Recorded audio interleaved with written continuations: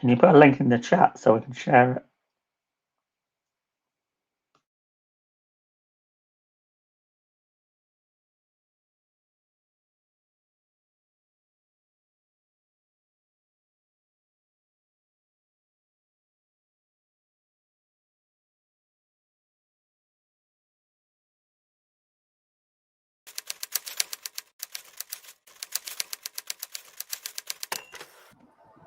Hello and welcome to Flash. Aha! We will be writing Flash fiction live on the stream, and you can too.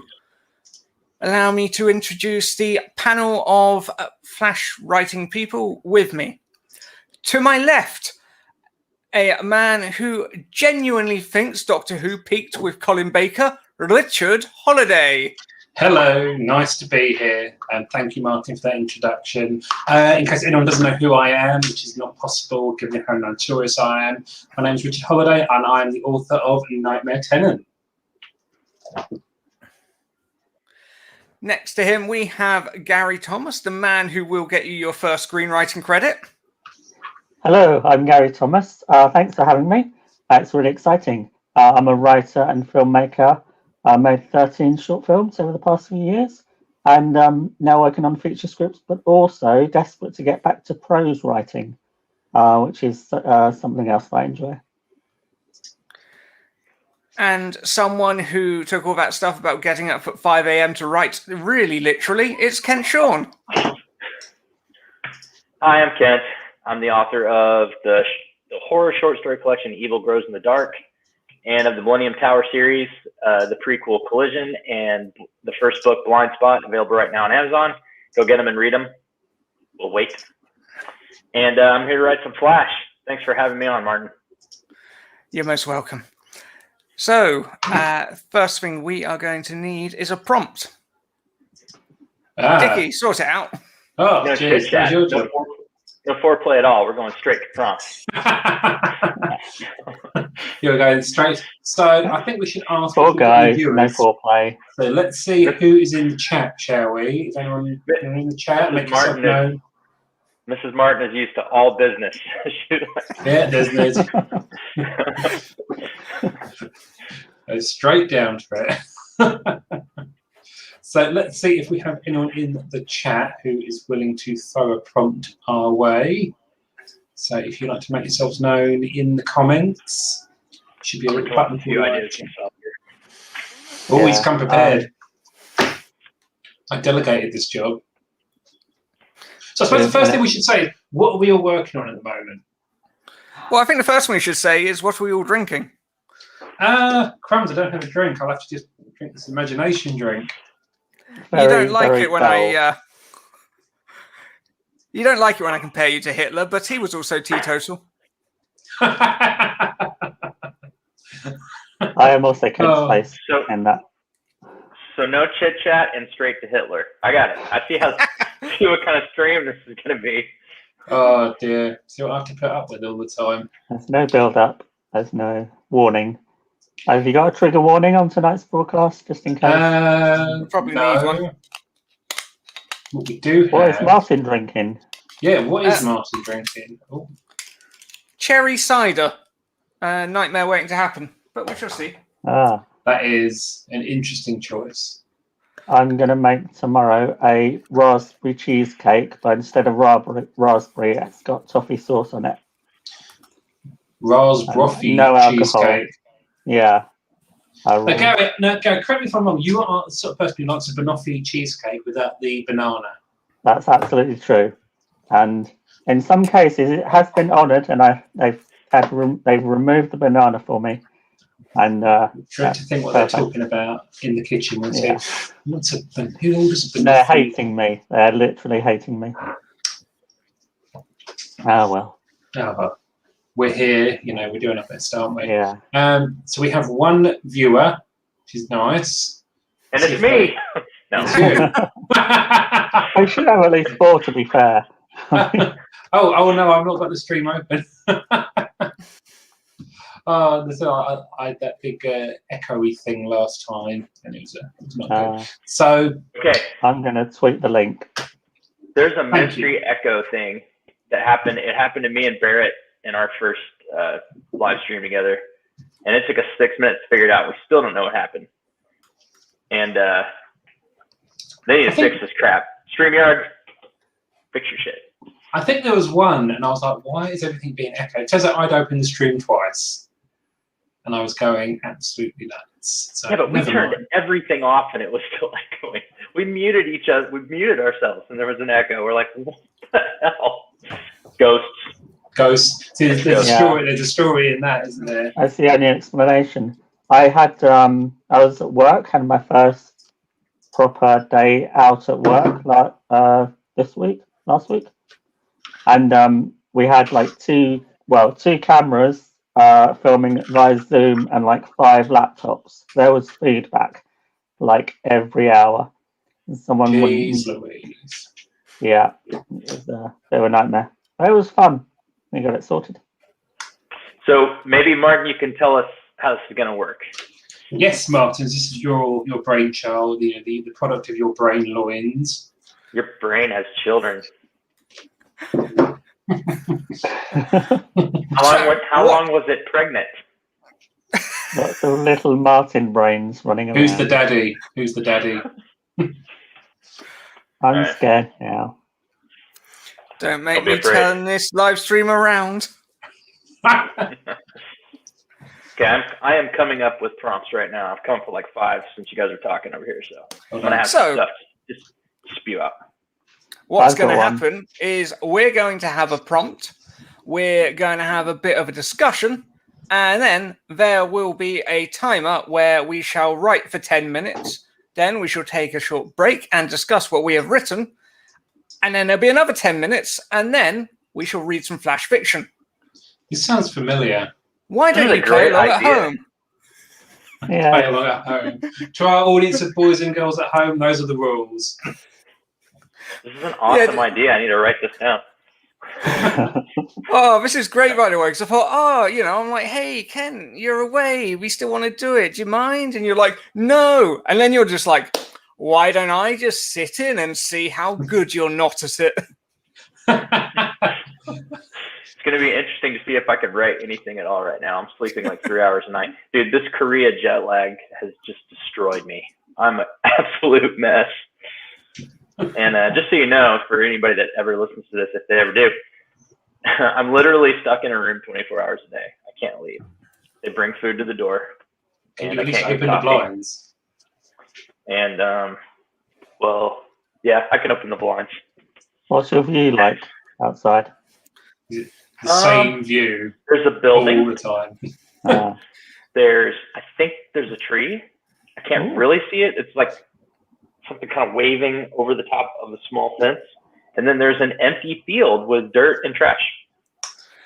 You're really selling this career thing to me. like, yeah, no. Croydon. I'm sure the country's great. I just haven't quite got a chance to see it. You haven't seen very much of it at the moment.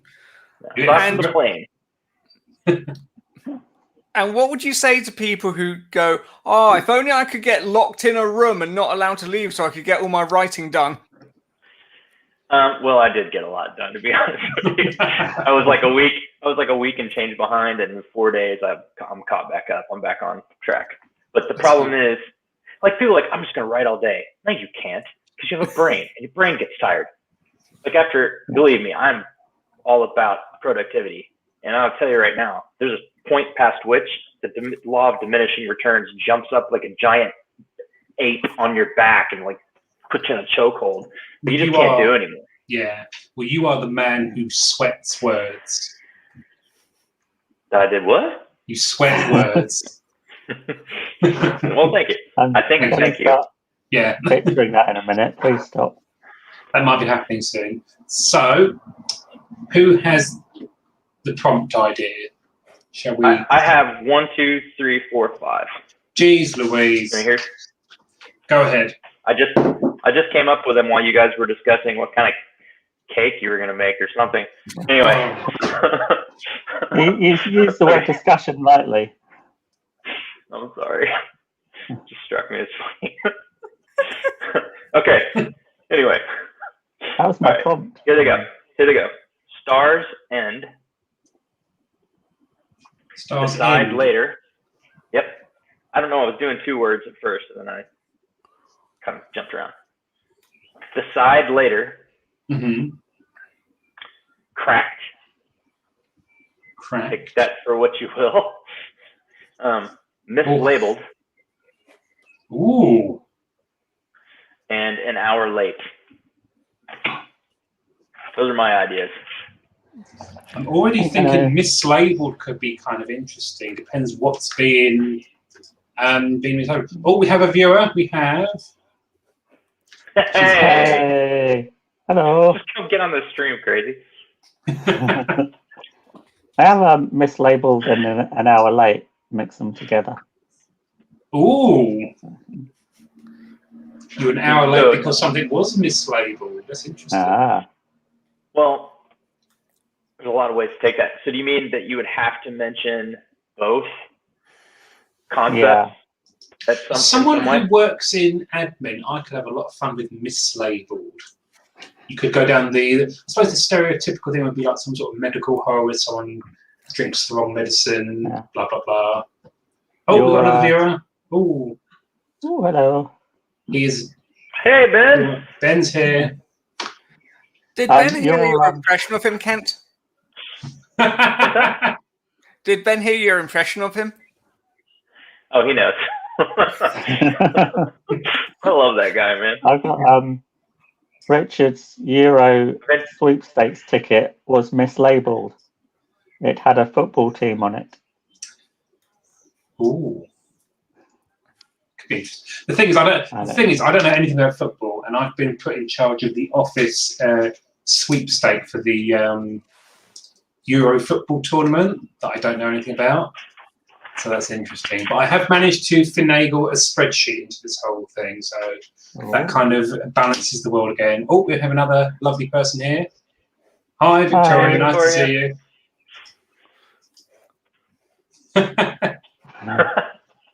The check's going to be late this month, man. I'm sorry. So those are 5 really good prompts. Does anyone have any suggestions for things we should write about? A horrifying live YouTube broadcast. You wanted to be here. You asked to be here. I know. That was my prompt. I'm not saying that's how I feel. That was my prompt. We got to wait for Colin, though, right? I think we can hang around for another 15 minutes of just nattering. We've got to wait for the man. Wait. The myth. I'm here, though, guys. I'm here. It's fine. It's totally fine. I'm here. Yeah. What is nattering? This. And are we doing it now? We are jabbering on about nothing in particular. Okay. Did it sound a bit better than nattering? We're having a good old You'll get a chinwag. message from your wife. What's this I hear about you going on YouTube and nattering? No, honey, it's not like that. Nattering on YouTube is against the terms of service. They're trying to keep it clean. Oh. Yeah. This is clean. I like to see just a bit of daylight through Kent's blinds. Well, the daylight is fast disappearing here because we are in. The sun's coming up. How does that work? The Earth's flat. Oh, don't. Okay. Now, hang on. I thought the Earth was perfectly spherical. No, Kent's in a plane. It's an oblate spheroid. Yeah. What is an oblate spheroid? Explain to me. Your mother. Well, in the case of the Earth, by the way, if you saw it laying on the ground, you would think it was perfect. But it's just, I think it's south of the equator. It's slightly enlarged. Aren't we all slightly enlarged south of the equator after lockdown? Some of you are. Sorry. I got my exercise bike finally, or my cholesterol lowering machine, as I like to call it. So, Gary, you're just hanging your clothes on it at the moment? You know what? That's the one thing I told myself. I will not use it as a clothes hanger. I will literally... Now, oblong makes me think of being back at school where we used to call rectangles oblongs. Oblong is just an ob that's long. Oh. I just keep thinking of a slightly underinflated beach ball when I think of that. So, so Now I'm just waiting for Ben to kick up in the chat that that's not right at all. He is probably tapping away right now. Now you only have 200 characters. It's writing it all in Discord, and none of us are there. Ben and I got into an odd semi-argument, not even really an argument, but like defining terminology on oblate and prolate spheroids, and I'm like, what are we doing? And then I ruined it all by turning it into some sort of, sci-fi romance thing. Actually, if I'm using it, I will say this: if I'm using a piece of scientific terminology wrong, I don't want to know. But I wasn't. No. So there. Are there any romance terminologies that I might get wrong? I don't know. Romance terminology. Black holes. So I really did go down the flat Earth rabbit hole for a couple of days. There's thousands of flat earthers.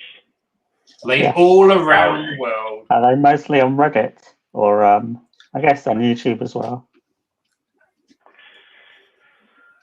I fear for humanity.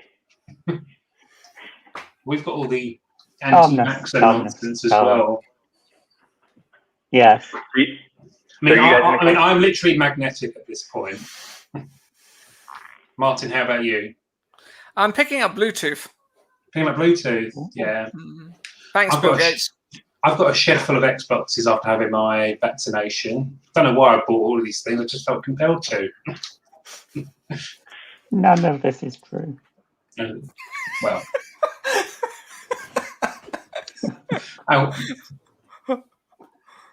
The Earth was flatter than a pancake. Okay, now you're just making me hungry, Bethany. Can we put pineapples on that pancake? What was the result of the study? And at the same scale, the Earth is flatter. No. Having a pancake. No. At the same scale as a pancake? Yeah, it is. Yes, that is correct.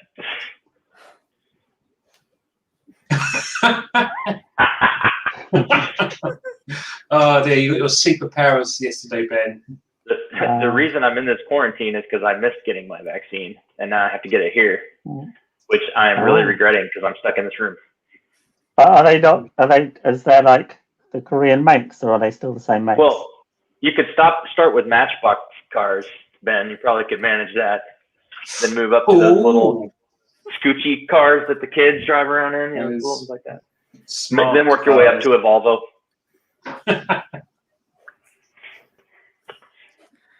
Okay, I'm already thinking. Did you guys choose that prompt or what, man?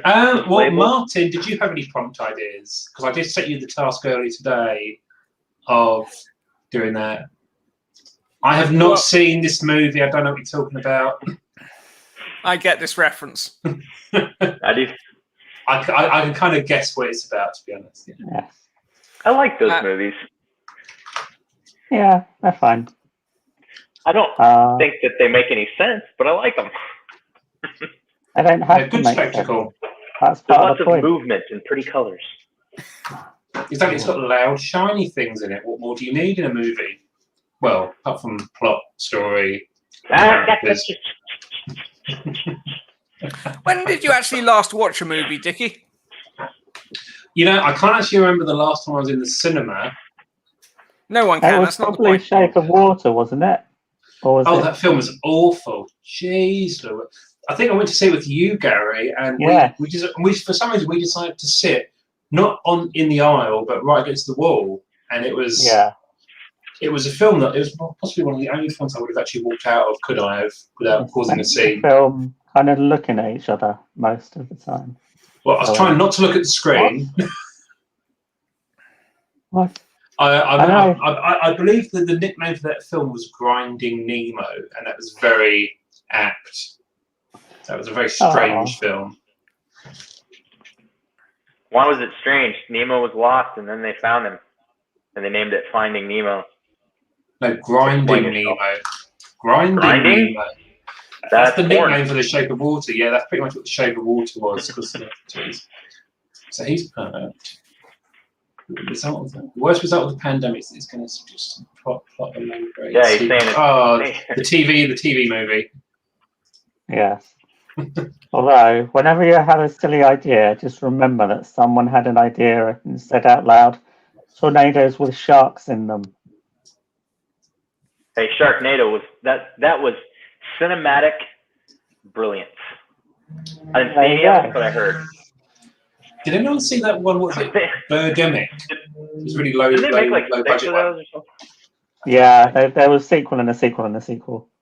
And possibly a I'm gonna look up how many Sharknadoes. Yeah. Is there more Sharknadoes than there was Fast and Furious films? Oh, not don't quite. I mean, it's kind of the same thing, right? I can't sit through any of those either. Yeah, just What? cars. Best movie Well, ever quite is surprised with that. Waterworld. Waterworld. No doubt that like- Bethany is gushing with praise for Quite a while Waterworld. ago, Waterworld. I saw the show at Universal. Someone once asked me, "What's that movie where that guy plays that fish?" Well, that could be Shape of Water. Meaning Waterworld. Oh. Okay, Uh, hang on.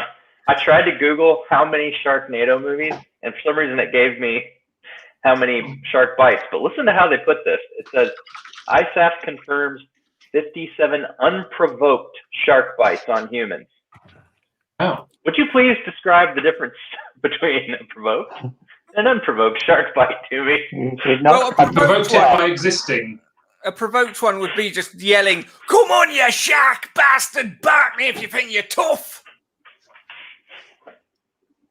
I mean, there It's not about there is nothing to do with water droplets. There are water droplets, but There's it's quite a lot of not that, but it's what's happening in the water droplets is quite interesting. Yeah. In answer to your question, Ken, there have been 6 Sharknado movies. There you go. 6. Each So one you is could, making money. so you could watch one every day of the week and have Sunday off.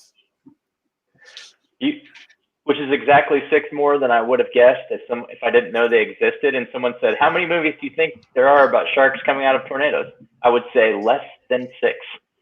Yeah. That would be a great YouTube channel. Just get someone on, be like, "Do you think this movie's real?" Ridiculous one says, "Do you think that movie's real?" Sharknado. No, obviously not. Wrong. Yeah. You'd have to get someone who really doesn't know anything for that to work. So the movie I still can't believe is real is the new Wonder Woman movie. Really liked the first one. Started watching the second one, and I'm like, this is a joke. The real movie's going to start in a minute. Just can't be real. Adults did not make this. So bad. 10 years on, I'm still waiting for someone to admit the Great British Bake Off as a joke of the whole time. It's become such a meme, though, hasn't it? Yeah. I mean, that is possibly the most British thing that has ever existed. I'm using Mary Berry's book as we speak. But not right now, obviously. I bet at her age she probably gets a moist bottom quite a lot. Not voluntarily. La la la la la. Right, So well, I'm afraid that's all we have time for. After that reference to Mary Berry's possible incontinence. I don't know what any of this stuff is. To me, you're just making words with your face holes. We're just nattering. I have no. You're nattering. Uh, I feel like after Yeah. you natter, you should have a sweater or something. I didn't know who this was. I thought this was some kind of Spanish woman to begin with. but it's Nattered Mary Berry. myself a sweater. I can My pipe and books in slippers. the other room. Anyway, you wouldn't complain if you had a piece of her or my cake. Gary, you are the Anyway. master of coffee cake at this point, aren't you? Which is Yeah. interesting because you don't like coffee. I don't drink coffee, but I love it in coffee cake. I like the I had smell of coffee, but my caffeine delivery system has to be in a red can, which I believe Yeah. Kent has been forced to do, which is like some sort of torture for him. It's horrible because there's not actually that much caffeine. I drink really strong black coffee, so like having a soda, I'm getting like a tenth of the caffeine. There's a I think that's Mary Berry he's talking about.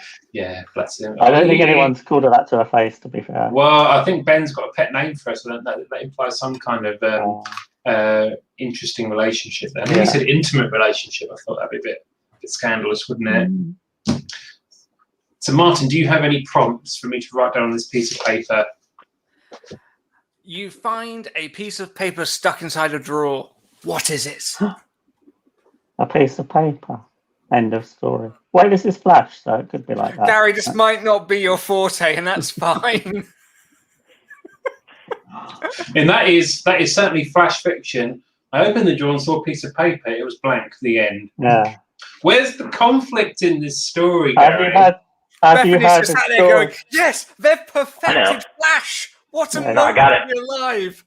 I know Have you the heard this conflict. story? There was conflict in that. You just have to read between the lines. He was Yeah. looking, It's blank he was paper, having a not heart line attack, paper. looking for his medication that could save his life, and instead all he found was a piece of paper. Saying the Kind of writer medication's she not here. Heart attack. Bethany, you have a phone. You can do that. Have you heard the story about the empty barn? What's that? There was nothing in it.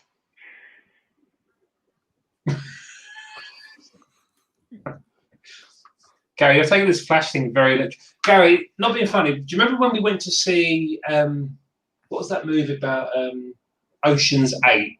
And the first thing you said when you walked out, there was no conflict in this movie. Yes, they just got what they wanted. There wasn't enough conflict. And also My it had James take on it. Corden in it. Which was, Well, there you go. apparently he ruined the Friends reunion by Dancing the existing. night away. How is Bethany dancing? How is Bethany's dog? Does she have two dogs? I think. No, she has one, I think. Durzo, There you go. Durzo. named after the fictional character Durzo Blint, who's a badass assassin. I'm going to have to look that up now. It's from something called Night Angel, whatever that is. So I'm not gonna- if you're nattering and then it goes quiet, what do you call it? Or, Boredom.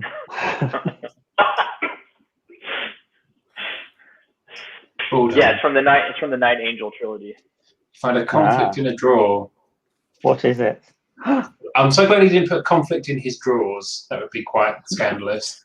For those of you in the Also- United States, draw means drawer. I mean, in this Oh, So country, you know. we do. Drawers also mean underwear, but older people. I have to say, it is spelled drawer. There you go. That's a Drawer. drawer in the desk. There you go. Yeah. I'll tell you, one of the most fun things I do is beta read for Victoria Wren, and at the end of my beta reader, questionnaire or whatever, at the She end, I is put a treasure. Americanisms. Oh, dear. Yeah. And I try to be funny with it. So she'll have like, that's only 30 centimeters, and underneath I'll say, said no American ever. Oh, you're stuck on the imperial system, aren't you? Your inches and David- feet. See, Guys, I'm in the military, so I use the metric system. Good. All we use in the military. And I go, feet and yards are dumb. They're not on a base 10 numbering system. What the hell? Why are you making me do algebra to like measure my shoe? Like, I don't understand why we're not on a metric system. I never will.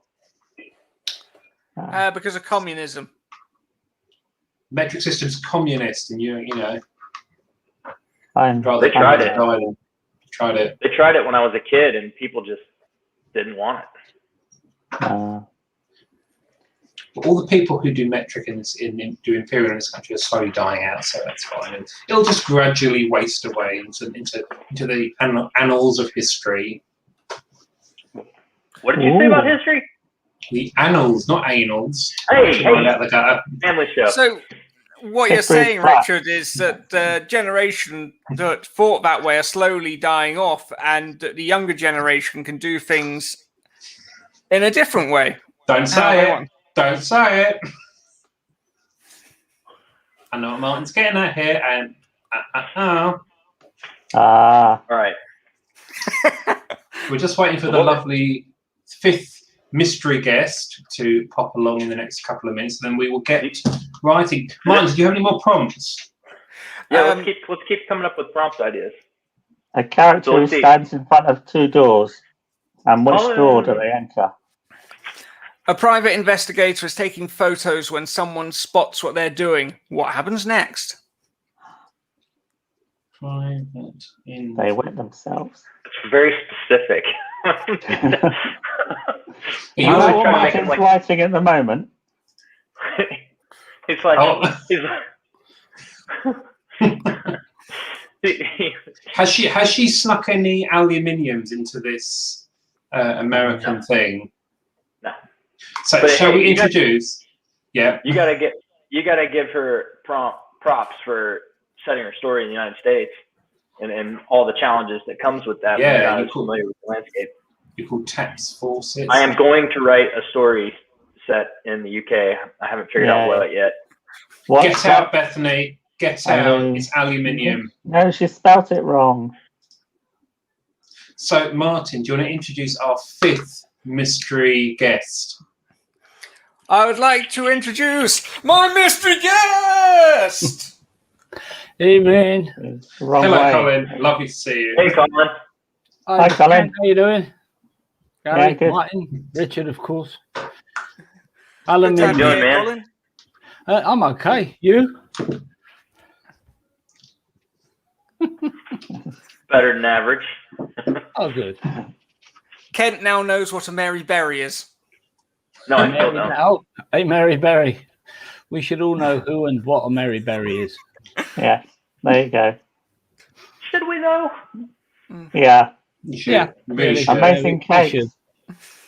and other Baked celebrity products. chefs are available. Gordon Ramsay.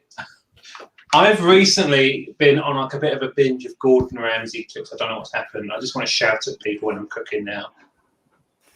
Yeah. Now, Gordon Ramsay's definitely been in America. So. Yeah, he has. Yeah, unfortunately, he hasn't stayed there. Yeah. Yeah. Oh dear, dear me.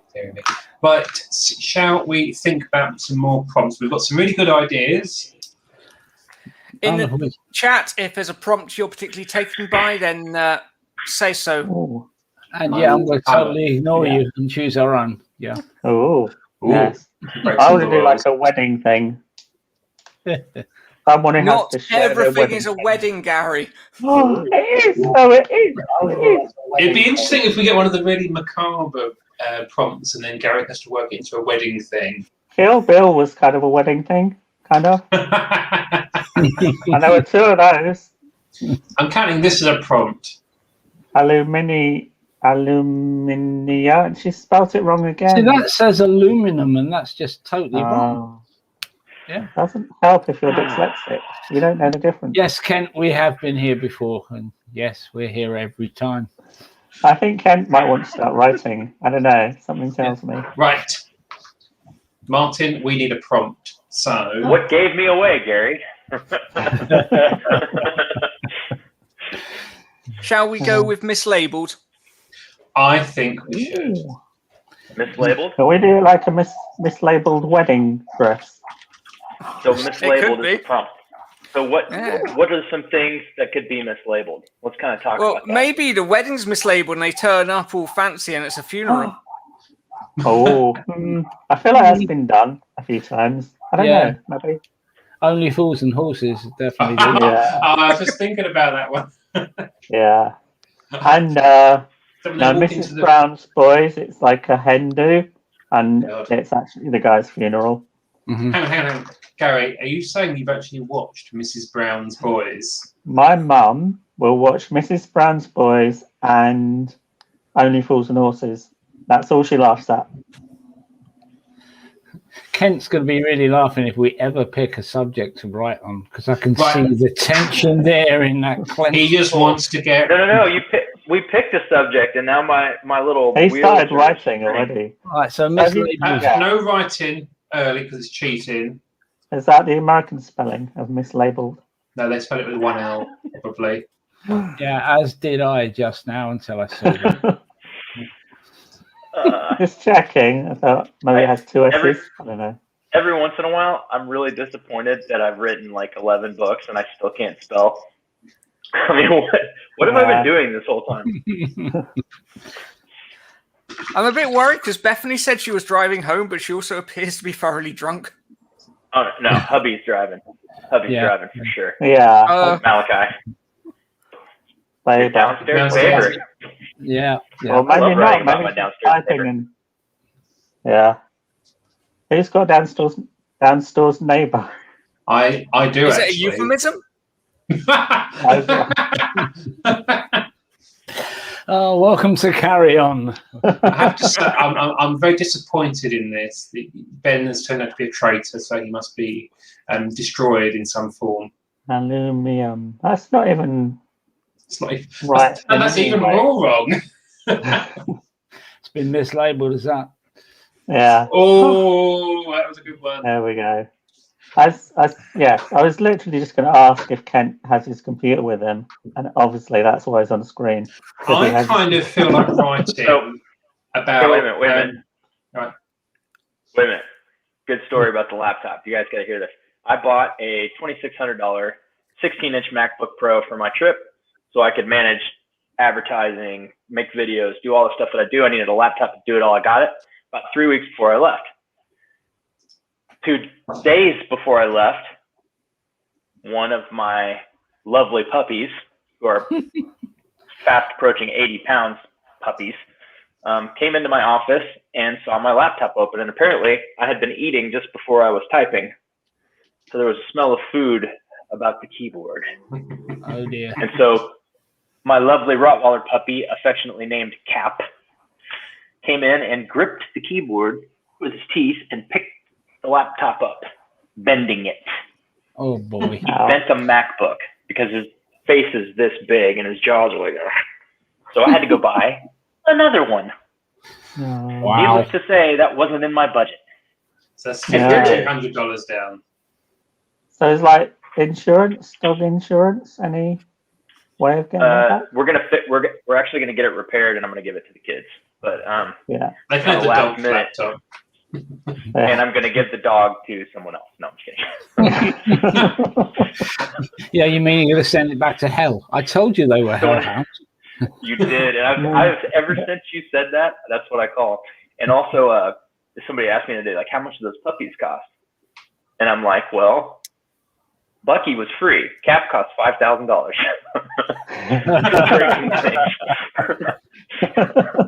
Oh, dear.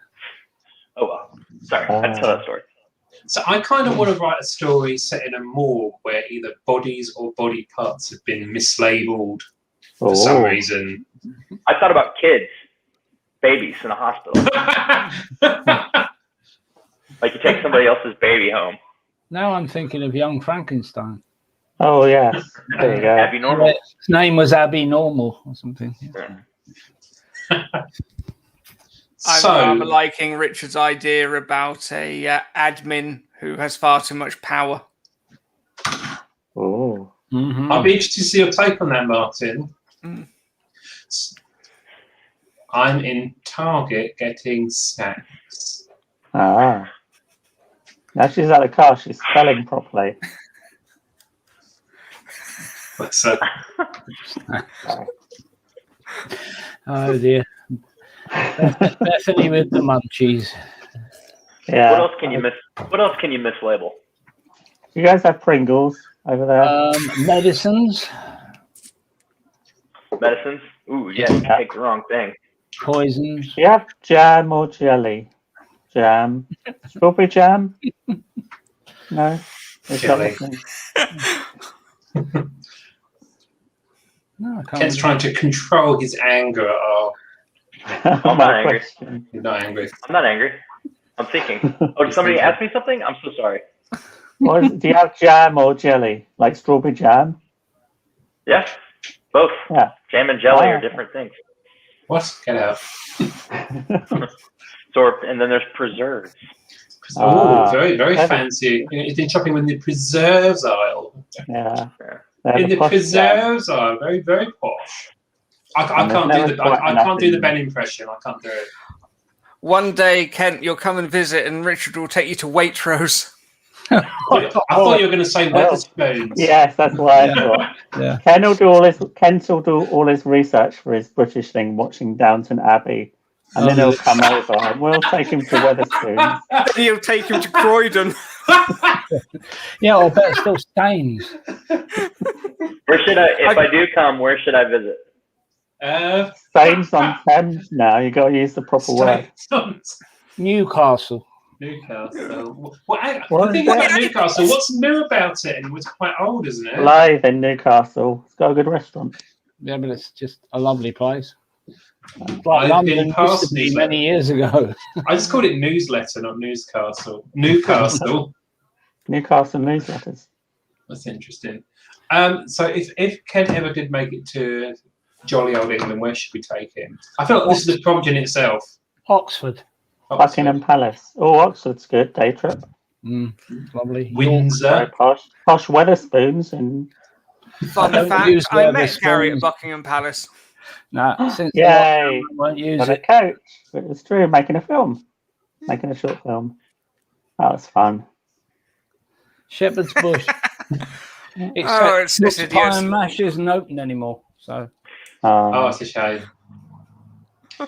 Way I out, don't know. pet. Was that Scouts or was that Geordie? I thought it was a little Eva. mouse that popped up. Apparently, you shouldn't get the two confused. They get very upset about No. I think Kent's already started writing. I think we should. no, I'm sat here doodling boxes and eyes on my pad. Oh, I got a new I laptop. can show you what I wrote. Believe me, I'm not writing. I'm Shall going, we, what's wrong with these shall we go crazy- for a New sprint? laptop Come with a pen. Oh, So, shall we go for a sprint? Yep. I think so. Have you guys know what you're gonna write already? I No, kind yeah. of- Really. I'll tell you the minute my fingers Labeled hit the wedding keys. dress. How short is flash fiction? Like, And What Reagan, is you're too obliged long? to write along. Sorry? what is Don't worry your pretty faces. Okay. Right, what is I'm too going long for flash? to... over 1,000 words, I suppose. Oh, okay. That's a question for the chat during the intermission. Yeah. It's a good word, intermission. I thought Right. this was the intermission. Well, we were just killing time until you showed up, Colin. Because Waiting for thank you, you very- Colin. Thank you very much. so shall Mislabeled it is then. All right. mislabel. So I will put the prompt up. Right, just to recap, we have our prompt. Our prompt is mislabeled. That's good Once timing. again, our prompt is mislabeled. We are now going to have 2 writing sessions with an intermission in between. The first Ooh. will be starting in a moment. Please join in at home, and we shall read out what we have written, and you can send yours in to be read out as well. Mislabeled balloons. Oh. I just thought the word That prompt just wrong. triggered a thought. Thank you. Good. That's a good idea. Yeah. Right. Okay. I'm going to put the timer up now, Martin. Hang on a second here. I'm having Mac problems. That's right. I'll reset it. See, we have come prepared today with this Ooh. fancy timer. So are we ready? No, Hang on. hang on. Hang on. Computer weirdness.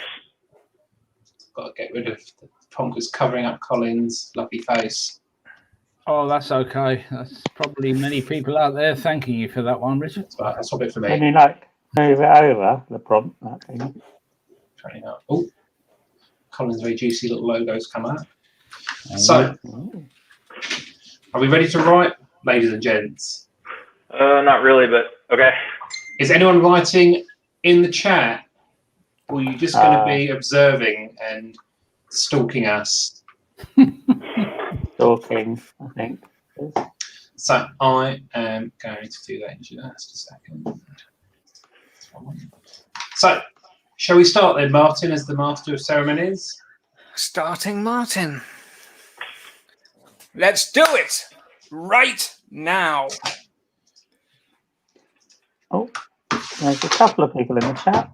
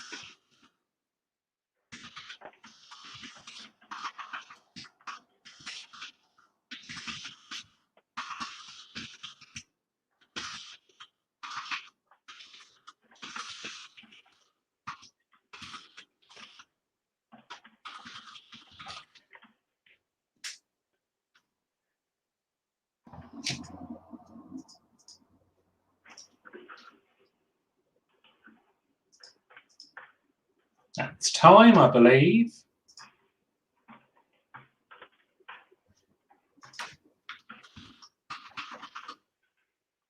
That's it. Is that it? That is time. How did we all get on? I'm back. Well done. Well, after you, chaps. Ken, how did you do? Let's see. I didn't really type that much. Let me see how many words I got. I was actually having trouble opening a document on this Mac. I think I got 300 words. That's decent. Well done. Gary, how did you get on? Gary, you're on mute. Gary. Yeah, pretty good. I was so into my writing, didn't realise I was on mute. No, I got we're not all 183 words. 183 words done. That's good. Well done. Yeah, I haven't got a clue how many words I've got because I only remember to open the document once the timer had started, and I've had to do it. I've had to do it on Open Office. So until I transfer it to a decent one, no idea. Probably 150, 160 words. Decent. Martin, how'd you get on? 357. Whoa! I mean, that is productivity right there. I got 330 words, which is about average, I suppose. Way.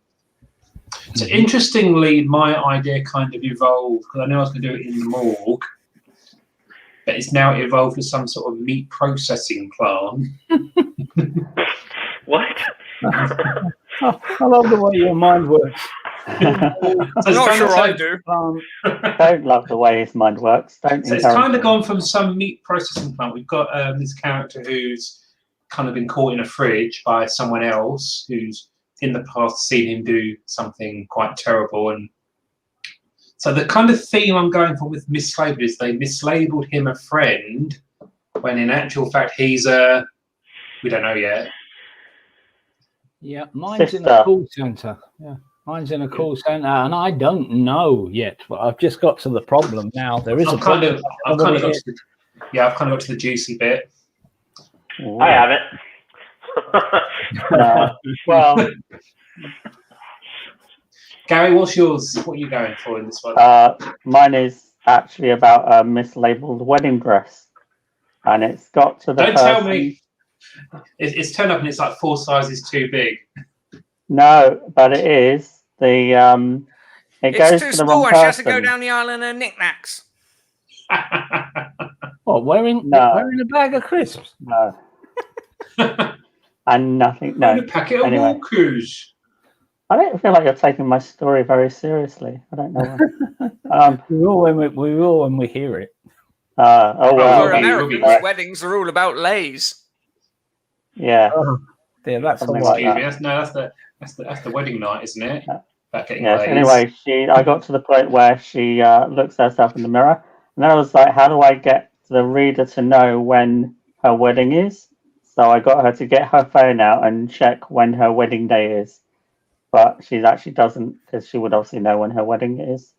So she's got 2 days before she gets between her wedding day and her honeymoon, so that she can possibly return the dress after her wedding. Was she poor? Not decided. She lives in a very tiny apartment, so probably yes. Got it. I thought they would want to obviously- keep a wedding dress for like sentimental value. Yeah, I mean, she hasn't had a wedding yet, which is the other reason she's keeping it. But hers would have been not as expensive as this one. They sent to the wrong house. We've seen how that goes. I mean, I stand by this comment, just countering Bethany's point that weddings are for dancing. No, they are for dad dancing. Gary, you've been to a couple of weddings with me. You can confirm that I dad danced the night away. Yes, that might be just you. Yeah. Maybe it's just for you. I mean, I've had 3 weddings of my own, so I know dad dancing when Martin's left to go and dance. He's gone to get his wedding video thinking, no, this is what wedding's about. Oh, no. Yeah. Just clarifying, that was Richard dad dancing, not me. Yeah. Kent, where's yours going? do you reckon? Me? To hell in a handcart. Oh, What commandment of story are you up to? Mine's a heist. Ooh. a wedding heist. I like that. No, there's no Wedding. weddings. I don't know why you keep going there, buddy. Are you married? No. You married? No. Explains a lot. Yeah, there you go. That's the wedding. Yeah. No, I was thinking, one of the things that you get trained to do in law enforcement in the military is to quickly categorize people. Like when you go into a room or a hostile situation, you have to like determine who's a threat very Woman quickly. in the long dress.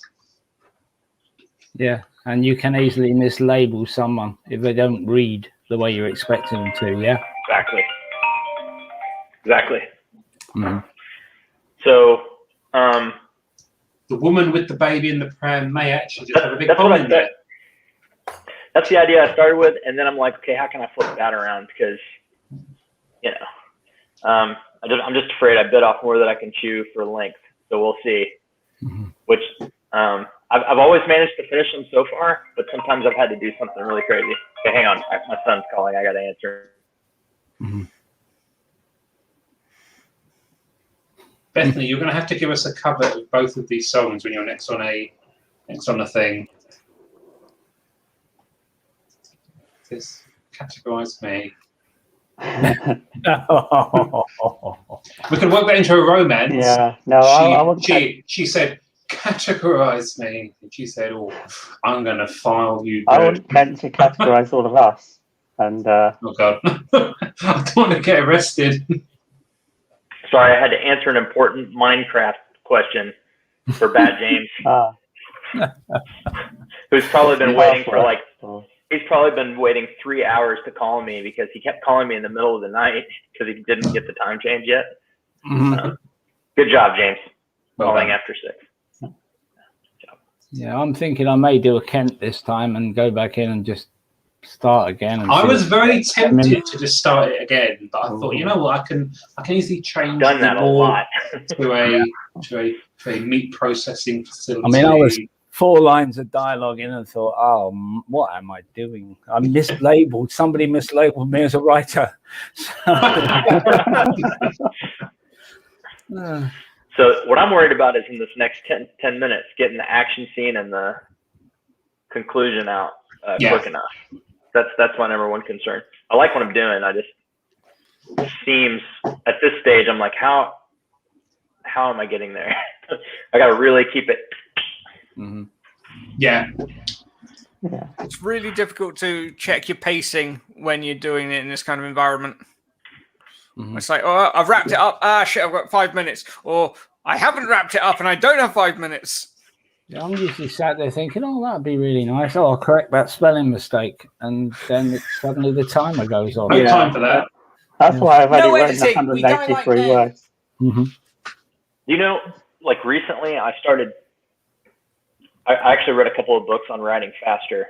And I took some of it with a grain of salt because like you can only go so fast till it starts sucking. But one of the things I really did You're one do of the is stop fastest going writers I back. know. It's not fast enough, apparently. Well, thank you. But I think. But what I really noticed was to get rid of everything extraneous, like going back, like Colin just said, for spelling or grammar, because you do that more efficiently when you're editing anyway, because you're looking for that stuff. So what it's really been important to me lately is to not waste 1 second of time in the first draft, and to get the story out as fast as I can. I just wish I was better at editing, but sometime I'm gonna have a live stream with just me and Colin, where Colin tells me how when he fine-tune edits something, so good. And I gotta get some of that. I hate editing with a vengeance. I despair at it. I think with editing, you've got to take each pass with like a certain kind of like objective. Like first pass can be the grammar / spelling pass. Then I do it linearly, if that makes sense. I don't try to fix everything in one go, otherwise you just be sort of taking forever. Okay. Yeah, I have tried reading backwards from the end so that I'm not following the story. I'm just seeing the words. One line at a time from the end of something back. But it drives me berserk, so I just end up doing it. I'm not sure I can cope with that way of doing it. Mm-hmm. So I just feel like... Yeah. Well, Categorize Ben without using posh or twat. How about well coiffed? How about debonair? That's a wonderful word, Colin. Debonair. So I would like to share my absolute failed experiment for editing for Forbidden, which is what I'm about to finish up here today or tomorrow, maybe tomorrow. So usually what I do is like what Richard said. I do first draft, let it rest, come back to do second draft. Second draft is just big pieces. Did I get the story right? Then on the second draft, I lock in the story. I'm still not messing with sentences and grammar or anything like that. Did I tell the story right? Then once I'm sure about that, I go to the third draft. And the third draft is about smoothing out detail. Still not prose polishing. Smoothing out detail, like, does everything make sense? Does this follow this? So their voice is correct. Mm-hmm. And then finally I'll do it. Then I'll start polishing like on a fourth and fifth. This time I tried to do edits 3, 4, and 5, drafts 3, 4, and 5 in one run. I will never do it again. Mm-hmm. It was the most miserable experience. I couldn't get through a scene. I'm trying. Did I get the voice right? Does this line say what I think it says? Is this correct? Is this correct? And it's too many things, and I'll never do it again because I could have done it. I could be done already if I did it my old way. I was trying to get faster, and it didn't work. So, what were the books on productivity you've been reading?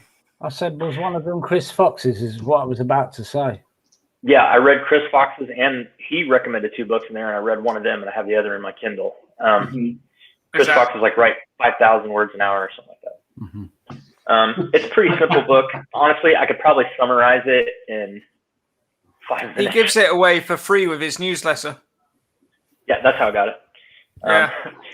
But I would just say, I mean, for self-publishers, okay, if you put out a book a year, your odds of being successful is just the lower number of quality books you put out a year, your odds of success go down.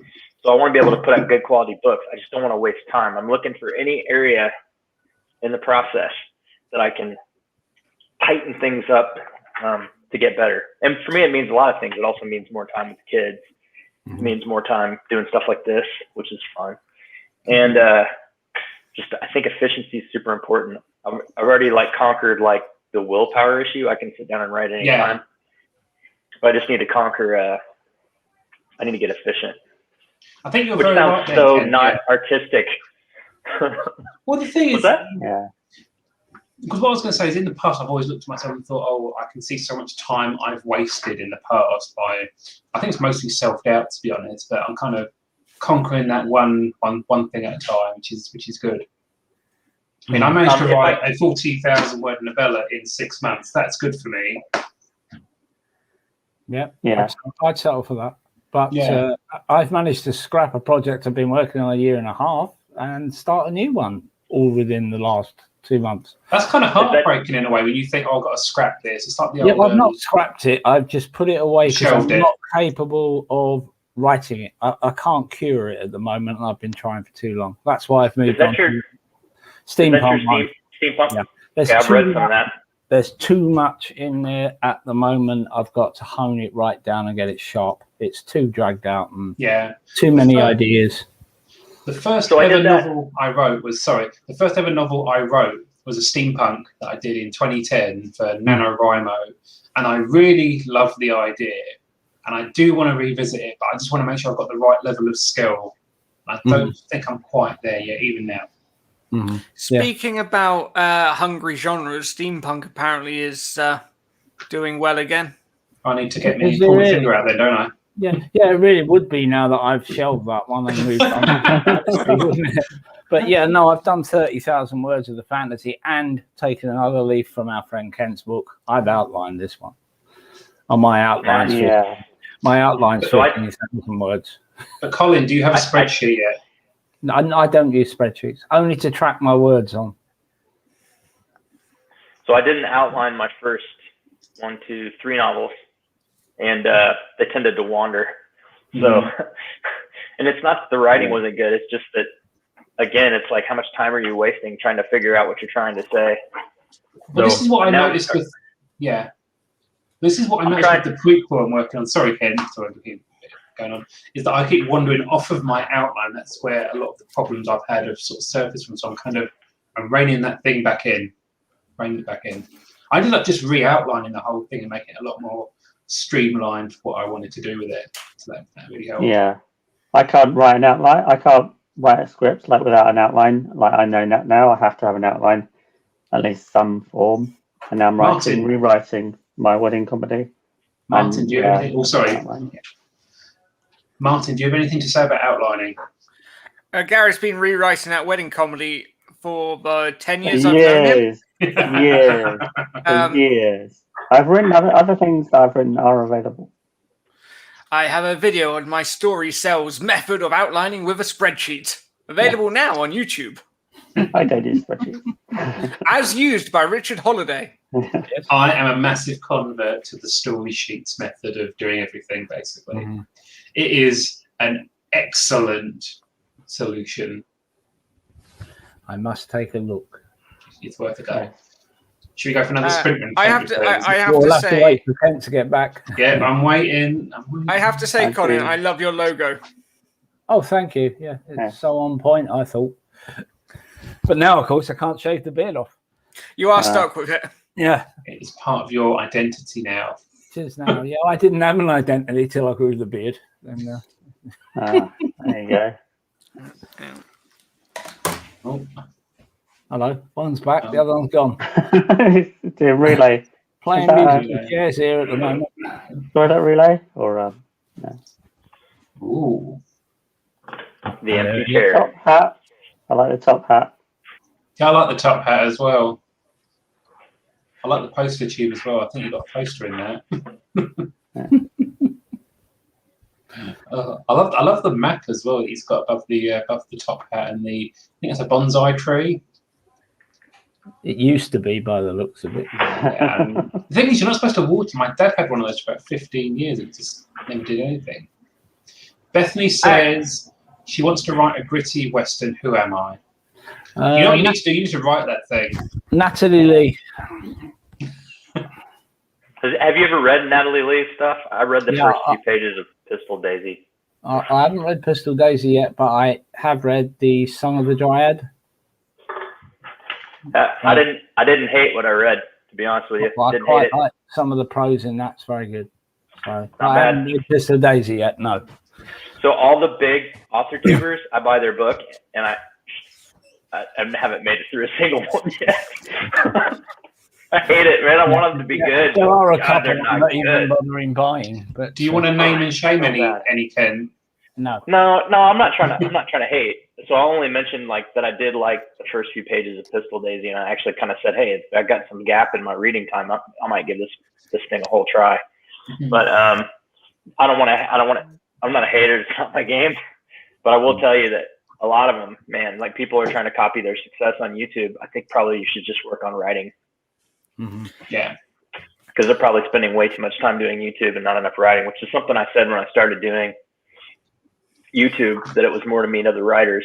I'm not going to try to sell books with YouTube because I think it's a losing proposition. Because what happens if you put out a bad book and you've got 20-something thousand followers and you get 600 bad reviews? So like, I don't know. Yeah. I don't know if that works out well. I think I'll just learn how to advertise on paid advertising platforms and learn like that. The best part about YouTube is this: meeting a bunch of cool people, doing good stuff, getting better. Yeah, it's the helping each other out. It's lovely community. Shall we go for the second sprint then? Yeah, the next one. 45 minutes. This one, is it? I've never yet finished a piece of flash fiction on air ever. That's fine.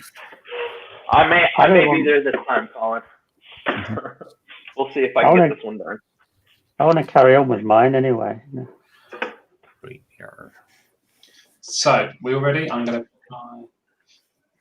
put everyone on mute, and we're going to start the timer very, very shortly.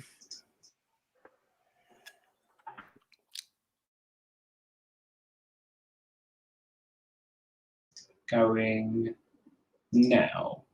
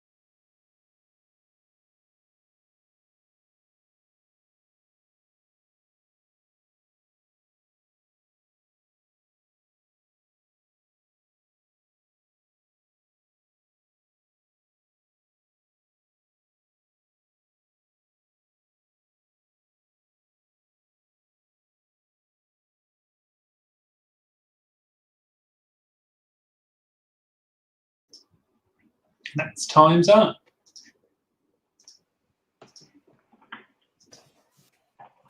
Unmute. There we go. Wow. Oh, changed. Yeah, mine has suddenly changed quite a lot. It's interesting. So I wouldn't exactly call it a cohesive piece, but it's more like an idea that I can now pull in about. It's like a big ball of story yarn. I can pull in about 3 or 4 different directions, which is really good. Really good. Yeah, mine's more like a hugely tiny ball of lint that just fell out of my pocket, and I will eventually pull something from it in the end. How did you do, Ken? Are we done? We are done. Okay. I didn't finish. Well, neither have I. It's almost finished, but only for a first draft. Yes, Define finished. Well, I didn't get to. There's a big reveal at the end, and I didn't get there, so you will have no idea what happens. Oh, you're going to leave it a cliffhanger. Yeah, I think you'll gather what's That's an ending. Cliffhanger's an ending. It is. That's true, but as I keep saying, cliffhangers are really not the endings to put in a debut novel, as so many people try. Especially not on. Oh my before gosh. the words at the end. At the end. Yeah. And then realize that you have to. I have one here. Oh, I'm not even going to show it because it'll just be embarrassing. But I have one I bought of an author on Amazon, and Bethany's finished. I have about 1/5 of a book there, and not very good. I won't be buying another. So that's why I don't believe in cliffhangers. And no, it's nobody we know. So Am I sending this to Richard? Yes. You're sending it. Oh, I've even set up a special email address. So Bethany, if you want to send yours to me. How many words is Bethany's? How many words is everyone's? Mine is 670 words. Actually, no, 661 words total. It's not a finished thing. It's just kind of like throwing ideas at the wall in a way. Yeah, mine's a page and a half, but I have no idea how many words because this darn thing. Hold up, maybe I'll get. There we are. Found word count now. So, and of course, I've got to select the whole document to get the word count. Swine. I haven't figured out this Mac yet, man. I'm having everything I do. I'm having problems. Word count. There we go. Let's have a look. Oh, 482 words. Well done, Colin. That's really good. That's not too bad, I suppose. So if you can email them to me. Oh, Martin wrote a story. Copy. That. Mine is 802 words. Wow, that's 311. How am I a short? Now go on. I think I got 483 words, but I didn't get to the end. I kept changing my mind. Actually, after I read mine, I want you guys to try to guess what I was going to do. That should be interesting. All right, I've never not finished one. I feel bad now because I gave Colin tons of shit the first time when he didn't finish it. I'm used to it, so that's all right. I'm just pasting them into a Word doc. .co.uk. I'm never drinking a Coke again as soon as I get out of this room. Yeah, well, I'm missing my red wine tonight, but never mind. In the dinner. You what? That's the only reason I buy red wine is to put it in like a spaghetti bolognese. Oh no, I buy red wine to pour down my throat. Hey, Colin and Richard, you've both read Blind Spot. Are you guys going to be able to read Forbidden for me? It's going to be ready for beta readers in like 2 days. Yep, I'm actually, well, I'm nearly finished it for the second time now, but I'm actually halfway through the review at the moment. So, yep. You read Blind Spot again? Why? Well, I wanted to know what you changed, and really you hadn't. So, but hey ho. It's changed a lot. I wanted to be thorough. I changed a lot. I mean, there's 5,000 less words. Yeah, but I meant story-wise and bits. But no, the story was But it's spot on. It's like a, you know, people say, oh, it's like a roller coaster ride. It's not like a roller coaster ride. It just doesn't stop. It's that quick. I like it. Thank you. Richard. Flash Fiction Richard. We got mine. I'm having to label everything and save it and then pull it up and then insert it in an email. Oh, I hate all this nonsense. I only saved one piece of Flash we wrote live, and that was my story. That was my story about the. It was the time I went crazy and wrote like 1,500 words in 20 minutes. Yeah. But it was hospital, and a famous lady was coming to give some boy his dying wish. I kept that one. I don't know why. Oh, I remember that one. There. That was It was the famous person. Oh, the more people. Wasn't that the when your hero turns out to be not as you expected one? Yeah, you're here. You meet your hero, and it's not what you thought it was. No, that was the one I wrote about Robin Hood. This one was, gosh, I can't remember now. I have to look it up. It's on my other computer. I did like. That was the now. first Flash I wrote, and it was the one about the legend. I was right. I remember. I was quite pleased with that. You know, that bit I read the other night on Barrett's channel started off as a piece of Flash. I remember. Because Colin, it was the one where she was actually following Jack the Giant Killer, and that was how that little piece of Flash, but that turned into that. So, Colin, I got to read that because you may remember I got unceremoniously booted off the stream for some reason. I saw that. Yeah. But, that was heartbreaking. Well, I've put the Angel one, a piece of Flash fiction. I've put that up on my website now, so I'll be checking read that one. But, let me tell you something that makes me happy. Is when I do these short story competitions and started doing the Flash Fiction live stream, is when those pieces of art that get made in these things, I start seeing them all over the place. Mm-hmm. That makes me so happy. Well, that was the point. I've sent you mine, Richard. I haven't got it sent mine. Sure I have. It just says probably be entitled Flash Fiction Richard with no subject. Hold up, let me have a look. I have to keep flicking between screens. It's annoying. Let's have a little looky. Sent. If not, just put it in Facebook, Colin. That would do. Oh, got it here. Hang on. I haven't got it for some reason. Okay, let me just refresh my emails. If you want, Colin, just send it in Facebook. I'll definitely get it in. I'll have to, I think. That's fine. I can get on Facebook. Yes, I can. Am I in the right place? Bethany, it's not about how many words you write, it's about how good they are, which we will find out very shortly. It's about the friends we made along the way. Oh, shit, really? Oh. That's Colin's email. Oh, Colin, I've just got Colin's email now. Oh, good. But that's good because I was having trouble getting the right Facebook account up. Don't worry. Because obviously I have two. Sneaky. Well, no, one's Colin Clark and one's me. So you don't want all my nonsense on the Colin Clark one, all the family and all that malarkey. Although a few of them have still snuck into it. Right, let me just find Colin Clark. Okay.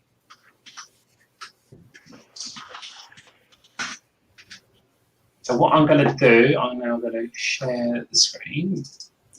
And we will start with Martin, you're first, as you're the first one to... Oh, I think that honour should go to you, Dickie. No, we don't in the order I've pasted them into this document.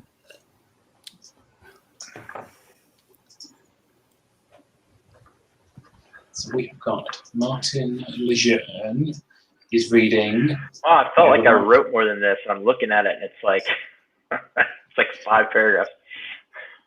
I must be tired. Okay, Martin, do you want to take it away? Gavin panicked. He had dropped both labels on the office floor. They stared at him from the beige carpet. Adorable kittens. Warning, killer beasties. Which went on which box? He had absolutely no clue. I mean, what could go wrong? Would they really be able to link it back to him anyway? Whatever, he dropped them on the boxes and went to lunch. Lunch was nice. It was pasta and unspecific red sauce. He enjoyed how the red made the pasta taste not plain. After lunch, he went for a walk down the high street and stopping into the used bookshop. It was run by a woman called Sandra. "Afternoon, Gavin," she said as he entered.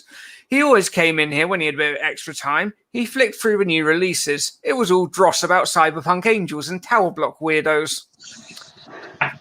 "I'm not having a great day," said Gavin, telling her about the problem with the labels. "That sounds serious, pet," said Sandra, who was from Newcastle, an old town in the northeast. "You should probably sort it out." She wasn't wrong, he knew. He dropped the books before he could buy them and raced back to the office. The post-war redevelopment of the dated office was a burden on the eyes, but was not his greatest concern at this very moment. He rushed back in to find that both boxes and labels were gone. "Where did those boxes go?" he asked Mel, the other office admin who had just got back from lunch. "Ah, the carrier's been in. The adorable kittens have been sent to the orphanage to help the kids. The other one's gone back to the lab," she explained. "Oh, good. Why'd you ask? You didn't drop the labels on the wrong one or something silly, did you?" "No," Gavin replied, laughing a little too intensely. "Ha! Could you imagine? I wouldn't want to be those poor orphans being ripped apart by those horrible beasties. Could be terrible. Absolutely terrible." Gavin felt immediately guilty. He would have to put this right. He ran out to the car park and jumped in his sports car, which was far splashier than the kind of dreary admin job usually afforded, which should have been a bit of a clue. He pulled up outside the orphanage and did one of those exciting sudden stops where the car spins round a bit. Gavin ran into the orphanage. No one stopped to question who he was or why he was there, which was not a good sign. They usually don't let people just rush in unsupervised. The main playroom was a horror show. Bits of blooded and broken orphans were everywhere. The walls were splattered. In the middle of the room sat an opened box, which did not contain 3 adorable kittens. Gavin ran out into the street where he saw them, 3 unspeakable horrors from the dawn of time that produced a terror unlike anything Gavin could describe, which was lucky since our time is limited. Gavin jumped in his sports car and shifted the gear stick to sporty and went after them. The horrors were big and smashing up Croydon to shit. Those trams were never getting sorted. He had no idea how he would put this right. Why had he dropped the labels? What kind of office did he work at which would sort unspeakable horrors from adorable kittens anyway? He saw the horrors pick up an old woman who mistook it for her long-departed husband, Morris, but before being swallowed whole and eaten alive.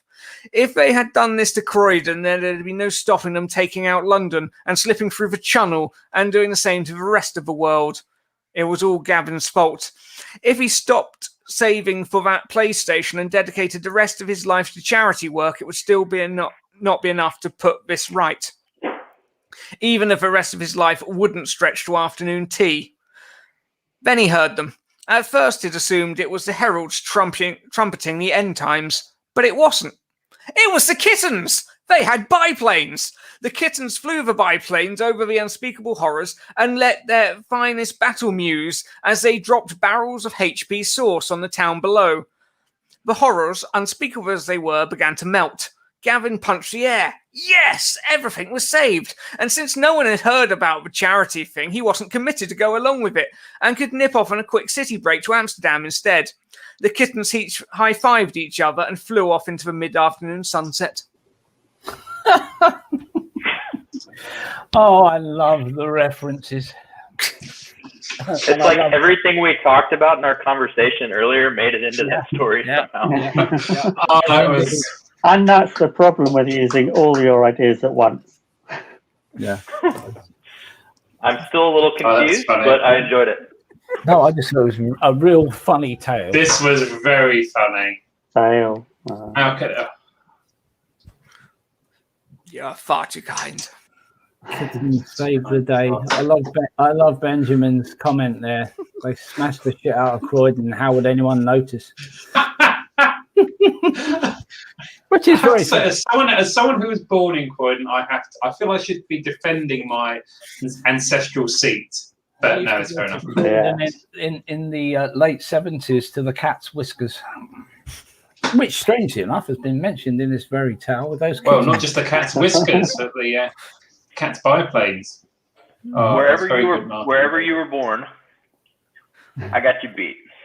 I was born in a place called Hess, Arkansas, which started on our farm and ended on our farm.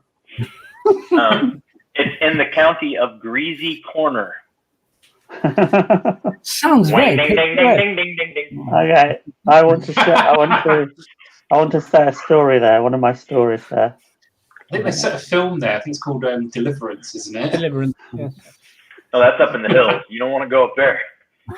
Farmland's a little. When I was a little kid, they were like, past this stream is, I can't remember the name of the family's land, is this family's land. They will shoot you.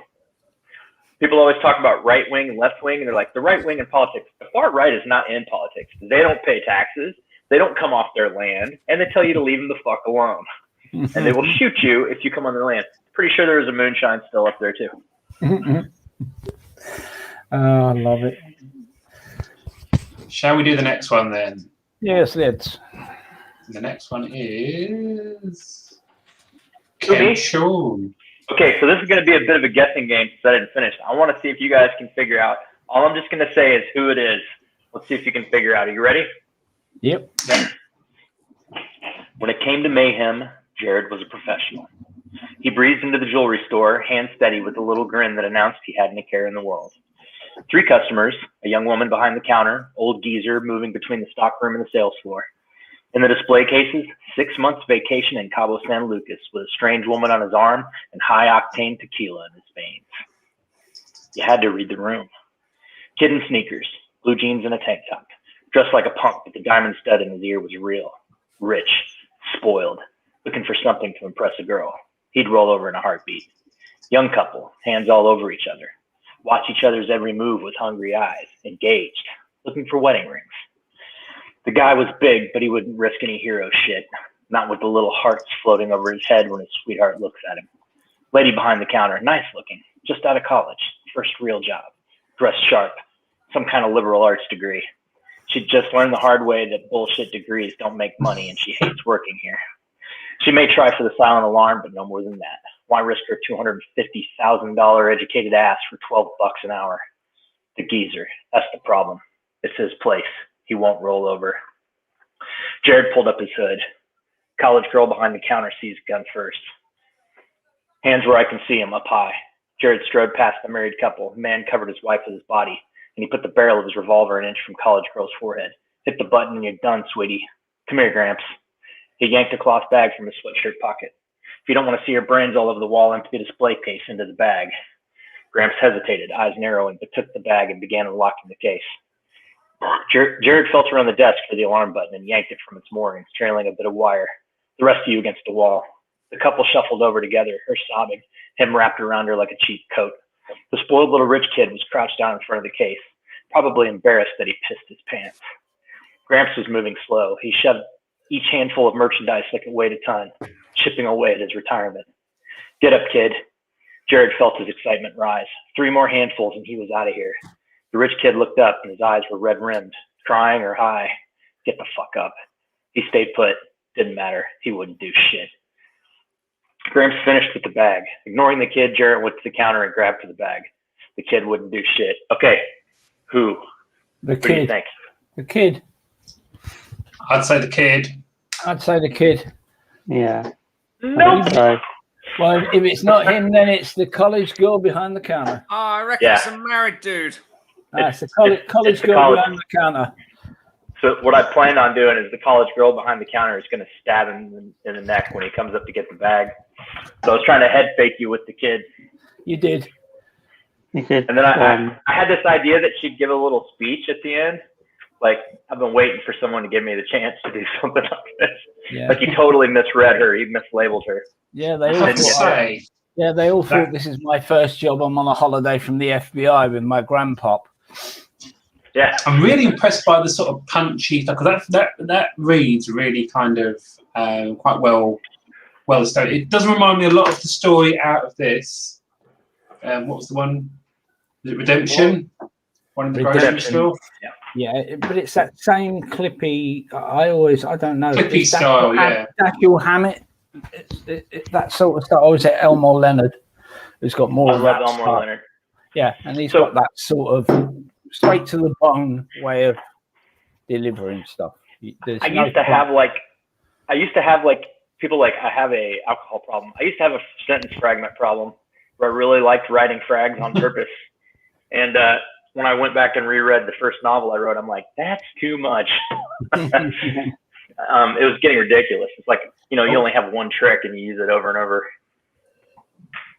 But that's what I wanted to do. I wanted to write a short. She called it. I wanted to write a short, jabby. Like, this guy thinks he knows it all, right? He doesn't have nothing extraneous in his speech or how he's thinking about these people. And it's usually people that think they know everything that kind of miss the obvious. But yeah, So I'm really impressed you managed to pull that. You crown me, splice queen. Ever since I started using Pro Writing Aid, I hate myself. lots of red on there. It's the most. It doesn't just use red. It's like all the colors of the shameful rainbow on there.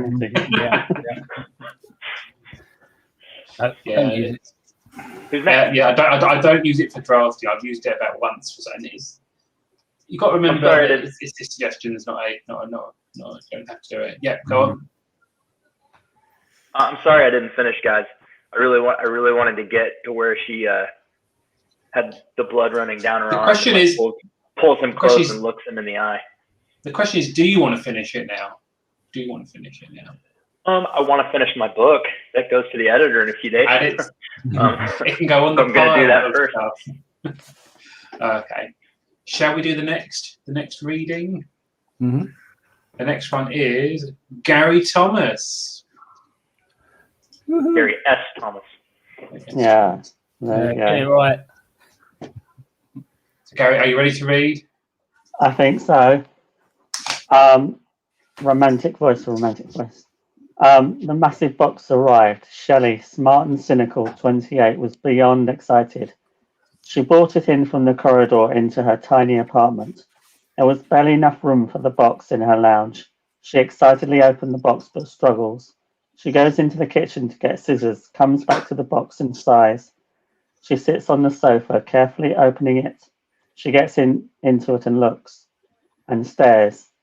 An information pack lies on the dress. Shelley takes it out and reads. It's care instructions.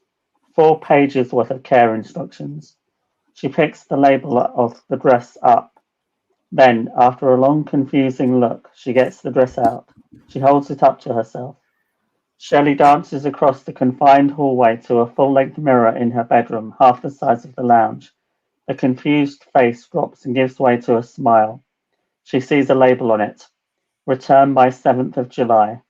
She looks at it closely, gets her phone out, and looks at the calendar. Her wedding on the 3rd, honeymoon on the 5th.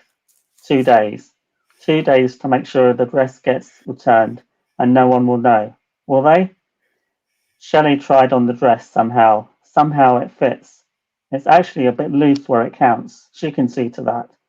Nobody knows which dress she was really going to order. She narrowed them down with Natalie for sure, but maybe she changed her mind. Maybe she could tell Natalie the truth, and she would be her partner in crime. Shit. Crime. It's not a crime if they sent it to her, right? No, it's not. They sent to her. It's their mistake, not hers. She can say she didn't even realize. She can scream, "Do you know what it takes to plan a wedding?"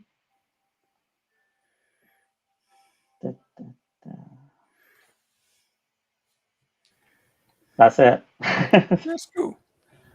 I can see that playing out rather nicely into a little wedding comedy, to be honest. That was good. Yeah. Gotta love some second-person present tense. Yeah, and not only that, interesting choice. That's the way I write scripts. When I'm writing for stage, I write very similar to that. Yeah. I thought it was interesting. You do something I used to do a lot, which I'm now not sure if I want to keep doing, but it sounded really good in yours. You'll repeat like the last part of a sentence, that point, and then start the next part, and it kind of drives the point home. And I liked how it sounded in there. Mm-hmm. You like say it's a crime, and then immediately the next sentence, it's not a crime, is it? Like that repetition, it kind of drives the point home, like the realization of a concept, and then Yeah, I like Yeah. that.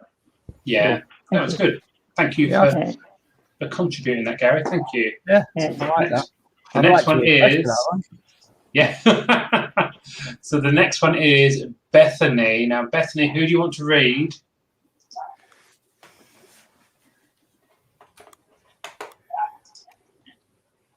I think It's only very short, so who wants to do it? Do we have any volunteers from the panel to read? I'll read it. Oh, I love it. Okay, I so think great. Kent's the obvious one because he's a fellow American and there's bound to be some accent things in Hey, there. I'm Like, you know, whatever. I'm a I know citizen you're a of man the of the world. world, Kent. Whatever it is. Americanize them. Yeah, quite Yeah. literally at the moment. But Okay, so I'm going to share Bethany's little story now. Queen of Flash. All right. It was an accident, which is usually what people say when they're dying. I was cleaning out the closet and happened to find a pack of gum and mints buried within the depths of some long-forgotten purse. I popped a mint in my mouth. That's just what you do when you hold the tin in your hand.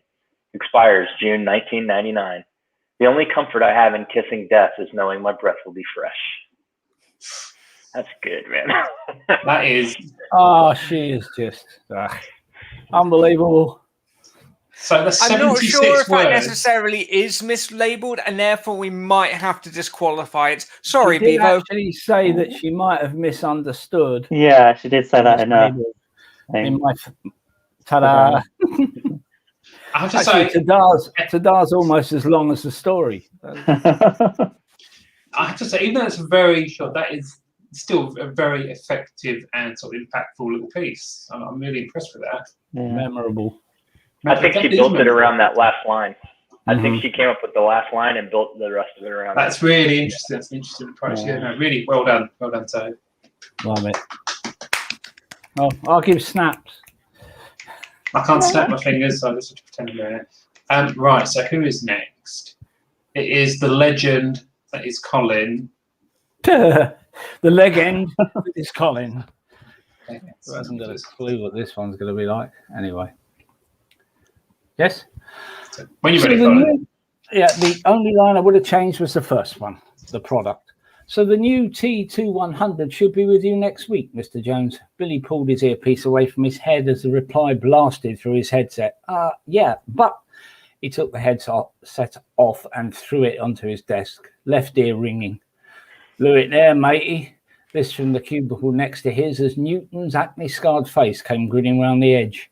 Should have told him tomorrow afternoon. Billy gave him the finger and retrieved the headset, wincing at the dead silence at the other end of the line.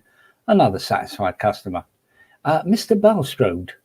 Composing his face as best he could, Billy Balstrode turned to see the shift supervisor, Dorothy Strang, beside him, bingo-wing arms shuddering as she folded them ever more tightly. It was a tremor echoed in the jowly folds beneath her chin. Dorothy, he said, attempting a smile but failing miserably. Something wrong? I was listening in, she said, mouth a straight line beneath the bristly hair on her top lip. Seems we have a problem, no? Rhetorical question. They both knew there was a problem, and the problem was him. He just didn't have what it took. Still, no way he was going to admit it. After all, he hadn't signed up for this in the first place. How could this supercilious piece of overcooked flesh in a woolen suit and horn-rimmed glasses ever understand?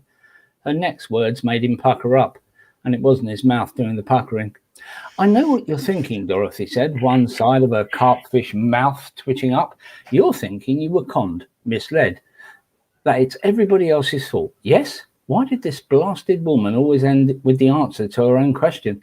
Well, I wouldn't say that exactly, Billy said, heart thumping, as Dorothy removed her glasses to stare at him with blood-red eyes. Your contract clearly stated that you'd be rich, famous, and live for 25 years, yes? Yes. A rush of courage brought forth the next words, and he was floundering to regain control of his mouth to shut himself up by the end. But 24 years, 11 months in a coma as a bloody vegetable wasn't what I had in mind. Quite. Dorothy's long canines showed as the smile widened. So when trying to sell the same contract to others, why can't you do it? Because it's wrong. He stood up, feeling the sharp seat spikes sliding out of his burned and blistered skin.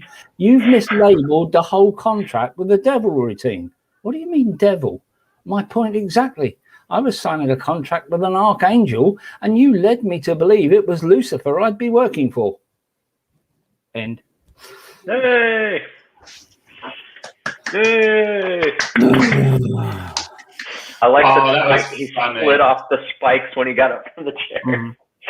Just thought that would be something hellish about heaven. That was the whole point. He was in heaven, not hell. Oh, I got it. That was the mislabeled bit. That was I could read that forever and ever. That sort of writing, that is just absolutely fantastic. It just really sort of propels you along. But Thank you. It does remind me of the late great James Herbert. Just with that sort of punchy. Which I just give the I am not worthy of that. Oh, it's fantastic. Yeah. I have to say, Hannah disappointed me when she said she didn't like James Herbert. Well, everything's a matter of taste. It is. Kent's got something to say over there. I can see his pen waggling. Cool. At least I assume it was his pen. No, I got two things to say now that he said that about Hannah. But one thing I had to say was the connective tissue of Colin's writing is always amazing. But the way he, after someone says something, everybody gives like a little action, or dialogue attribution. Colin has a way of telling you something about the people and the situation every time he does that. It's never a throwaway. Like when he puckers something and it wasn't his mouth. That's great. Like you get little feelings of style and all that connective tissue, and I think that's talent. But then my other thing, you said that Hannah didn't like Herbert. She might like him now. So like one of the things I've noticed is like where you're at in your writing journey and your personal life and your reading journey has a big effect on whether or not you like something you're reading right now. I like to come back to things a couple of times. Every once in a while, a gem will get lost and you can find it again. So when I was a kid, I opened a book called Watership Down and started reading it. And at the time I was like, screw this, because all I was reading then was science fiction. And it missed me. Of course I was 8, but I picked it back up a year later and I read it like 3 times in a row straight through. And I think it just matters. So when someone tells you they don't like something, kind of take it with a grain of salt and be like, they don't like it right now. Yeah, I mean, or they've not for you right now. One book by that author and they haven't read the others. Whereas being a fan of James Herbert, I probably read most of what he'd written, and so would you have done, Richard. So therefore, you're getting the full gamut of his writing ability. And also, he started somewhere, and he's moving through to get to where he ended up. Unfortunately, he still didn't have long enough. Otherwise, he really got where he was going. I got to give you a great example of that. Like I can say I love Stephen King, and somebody could have picked up Maximum Overdrive and been like, oh, this guy sucks. Yeah, it's a bad book and an even worse movie. Oh, it's so bad. Yeah, but even King admits that himself, and he was probably coked off his head when he wrote it. So, well, he's written 2 books a year for like 50-something years. I mean, there's going to be some of them that aren't as good as the others. Yeah. Bound to get a few stinkers in there somewhere, but yeah, I mean, when she said she didn't like James Herbert, I thought, it's fair enough. These are sort of pantomime outrage from me. But yeah, you're right. Even some of his books, I've read them once, liked them, read them another time, and I'm in not a good place, and not liked them. It's like I remember I read Haunted by James Herbert once, thought it was really good. Then I read it another time, and I was in a really not in a good frame of mind, shall we say, and I thought this is bloody dreadful. And I probably read it again and think, actually, I was wrong. It's actually good. So, I definitely agree with what Kent says. I think one of the favourite stories I've ever read, and it still sticks in my head, but not by Herbert, it's Ghost Story by Peter Straub, which is it's wonderful. Oh, the man, I don't know. I know he's famous, but come on. I even enjoyed The Talisman with him and Stephen King. Shall I read mine then? Oh, that's right. Yeah, go on, Ken. I think we're out of time. Listen, there's no escape from my threat. Yeah. This is flash fiction, so this should only be about 2,500 words long. Yeah, it's only about 4 pages or something. Okay, can we all see it, all right? Do you want to make it bigger? Yeah. Make it bigger. Okay, I shall start reading. He stood over the metal shelf, feeling it. The coldness of the aluminium prickled his skin, reverberating to the bone. "You about done?" Grady asked down her nose at him. "The next one's due in a minute." "Oh, is that right?" Bella hummed. He stopped running his hands down the cold metal surface. It had warmed up soon enough by the latent heat of the flesh. "What are you doing in here anyway?" she asked. "I thought I'd cleaned this one down already." "You haven't been doing that thing again, have you?" Bella stood up, fronted. She said she'd never mentioned that again, and had kept it between each other as colleagues. Once they'd been friends, but that had stopped that dead. "No, I can't believe you asked me that." Grady stepped into the room under the cool aquamarine lighting that suckered every molecule of heat from the air like a neutron star. "Listen, Grady, you're lucky I wasn't 100% of what I saw. You and that thing, you make my skin crawl, and in this job, nothing makes my skin crawl." Outside, the scent of diesel approached, followed by the dirty rumbling of the engine that spat it out. A pneumatic hiss followed, and the noise died away. Bella turned through the double doors that Grady had entered from. He followed the stench from the rest of the factory, out of the cold atmosphere of the fridge. Beyond, where the air was warmer, the tang of iron in the air that came from the dried blood and viscera on the floor. Bella's nose wrinkled, reconciling the two distinct atmospheres. He followed. This part of the job was always the worst. The delivery was unloaded in the open outside, where the afternoon sun beat down on the carcasses like a jackhammer. The truck tipped its load into the delivery hopper. It had once been a pale white plastic, but had turned pink and rutted with grooves cut from equipment. Some of the grooves ran deep, permeating the plastic with a marbling that seeped into its very core. The heat made the meat stink. It slopped out of the truck and into the hopper. Already, despite the fine mesh nets everywhere, the flies were already swarming. Bella and Grady, along with a quartet of other figures, quickly manhandled it into the cold storage, the room that Bella had been cleaning, the room that had already been cleaned. It quickly got dirty again, the metal floor and walls now splattered with drops of dead blood from the remains of beings, now consigned to burgers and mints. "Don't get any ideas," she warned Bella as the crew left the fridge. "You can't talk to me like that," he said. The others laughed as they left. It was lunchtime. She turned and approached, taking a deep breath from the blood-laden air that now filled this once pristine space. "Do you really think you have any power to tell me what to do, you freak? You're lucky Barney isn't here. He'd have your ass out of here on a hanger." Bella smiled just once. "You don't know what you saw. I saw enough." "But what even did you see, Georgina?" "Nothing. Thought so," Bella said without letting her interject. "You just want to get in Barney's good books, we'll give you the raise, one we're all competing for." Grady stood back, affronted as Bella had been earlier. I've seen stuff too. You're a bitch. A little goody little two-shoes who acts like butter wouldn't melt. I know there's something going on with him and you." Grady sputtered and then her face hardened. "You watch yourself, you hear me?" She wiped herself down and threw the bloody cloth to Bella. "You too. You're gross." Then she walked away. Bella threw the cloth away, letting it fall lackadaisically to the floor in a heap. Some of the fluid seeped from the fibres, but he'd already gone.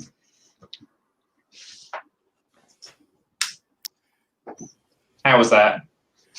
Yeah. I think the trouble is I've got about 4 different ideas of where that could go, so it's kind of me just sort of throwing stuff at the wall in a way.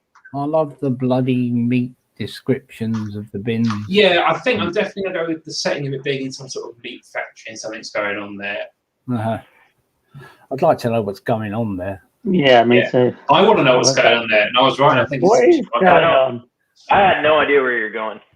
I mean, there's lots of pretty language, but I'm like... The college kid. Thanks for joining us, Sam. It's a good friend of mine. Mm-hmm. Now I have to watch all the replay. Like, yeah. Yeah, I still a molecule of heat made me drop my glass. That's not a thing. Shush, physics people. There are no heat molecules. Yeah, no, that was less a story, more of a sort of like a getting ideas on the page. But I've got several ideas because I want the idea of they've mislabeled each other as friends when actually they could be something else. They could be enemies, could be rivals, anything like that. Frenemies, yeah. I actually want one of them to turn out to be not a friend but a murderer. Or a ghoul, you know, because we know ghouls love to eat dead bodies. Atoms of light. Shush. You didn't describe the correct quanta. Photon is the smallest part of light, but we won't get into that. No, I think the fact that you're worried about that means there was no other flaws in this piece of work. So we're just worried about the scientific terminology. I'll take that as a compliment in a way. I actually love scientific terminology. I can tell. I do. I tell you what, you and Ben should do a stream where you just argue or discuss scientific terminology. I would watch that for like until I got bored and then turn it off. I would definitely watch.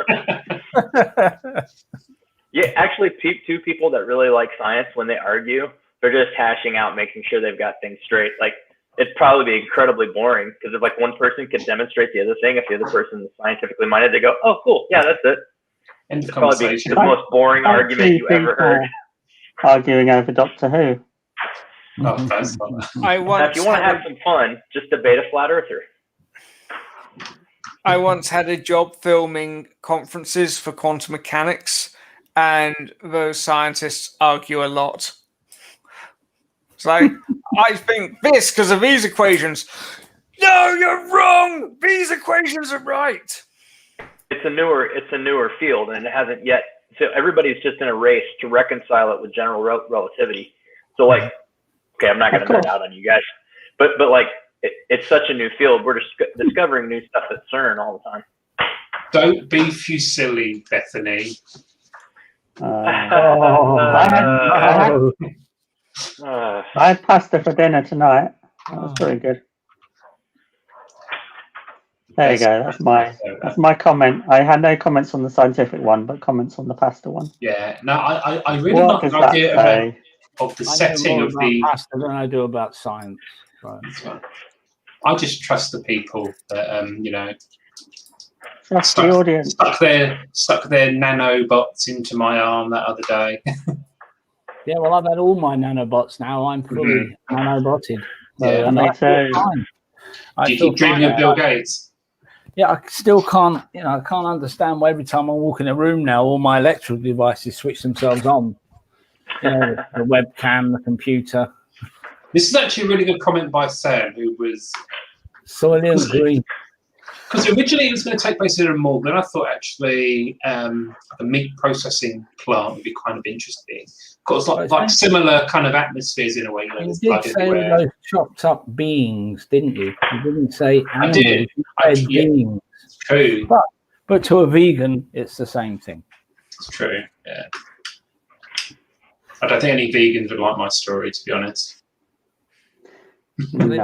They might like your stories. They just wouldn't like you because you wrote them. I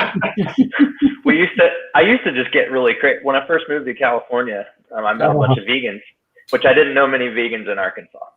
But I was on a rice and winter wheat farm, so we're growing an enormous amount of food. It's eaten all over the world. Like, you wouldn't believe how much rice this place develops. And vegans are going, "Hey, I don't want to kill animals to live." I'm like, you eat vegetables, right? Billions of animals die so you can farm vegetables. I mean, billions. It's incredible the number of animals destroyed in farming. Like, you can kill one cow and feed like 90 people. That's one life. Billions of lives go down for vegetarians. It's crazy. Well, this is it. They're killing all these poor, defenseless plants and grains of wheat and all that sort of stuff. Oh, farms wreck whole ecosystems. Whole species die out in areas because of monocrop farming. Mm-hmm. It's crazy. I'm down for anyone living as they need to live, as long as they don't want me to do it as well. I'm a carnivore. Always have been, always will be. Give me a steak and I'm happy. I mean, I am a member of PETA, the people eating tasty animals. I'm not hating on people trying to live anyway. I'll just it was crazy. Somebody said, "I don't think that things should have to die so I can live," and I'm like, you've never seen a farm, have you? We fly airplanes spraying poison over them to kill things. This sounds like the ideal way of getting to A&E. I'm sorry, can you bring back Benjamin's comment about the quantum that one? Because I thought that was brilliant.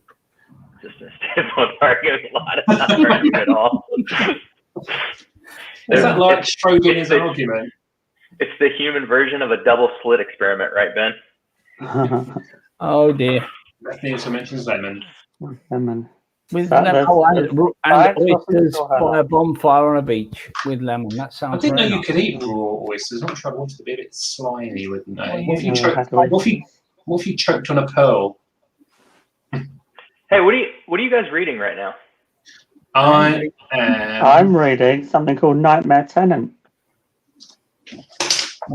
I've read that one. I'm very slow at reading. Which one did I only start today? I just Oh, read. yeah, the one I was going Timothy to be Zahn's- reading months and months and months ago and never actually got round to. It's called Hater. Oh, I am heard about reading that. a psychological. Oh, sorry, go on. David Moody, Hater will haunt you long after you read the last page, and that's Guillermo del Toro, director of Pan's Labyrinth, who said that. And I've only read the first. And director of Shape of Water, just to add. What's there it we called, go. Colin? It's called Hater. what do you think so far? Well, looking at the first sentence of the blurb, society is rocked by a sudden increase in the number of violent assaults on individuals. The attackers, dubbed haters by the media, strike without warning. Goes on forever, so that'll do for that. Me, I'm thinking rage and things like that. Is Rage the one of Stephen King's that is now out of print by choice? Oh, I don't know. That's the one he Yeah. wrote about a school shooting. Oh Yeah. no, I don't think it's that one. Is it? Is that Rage?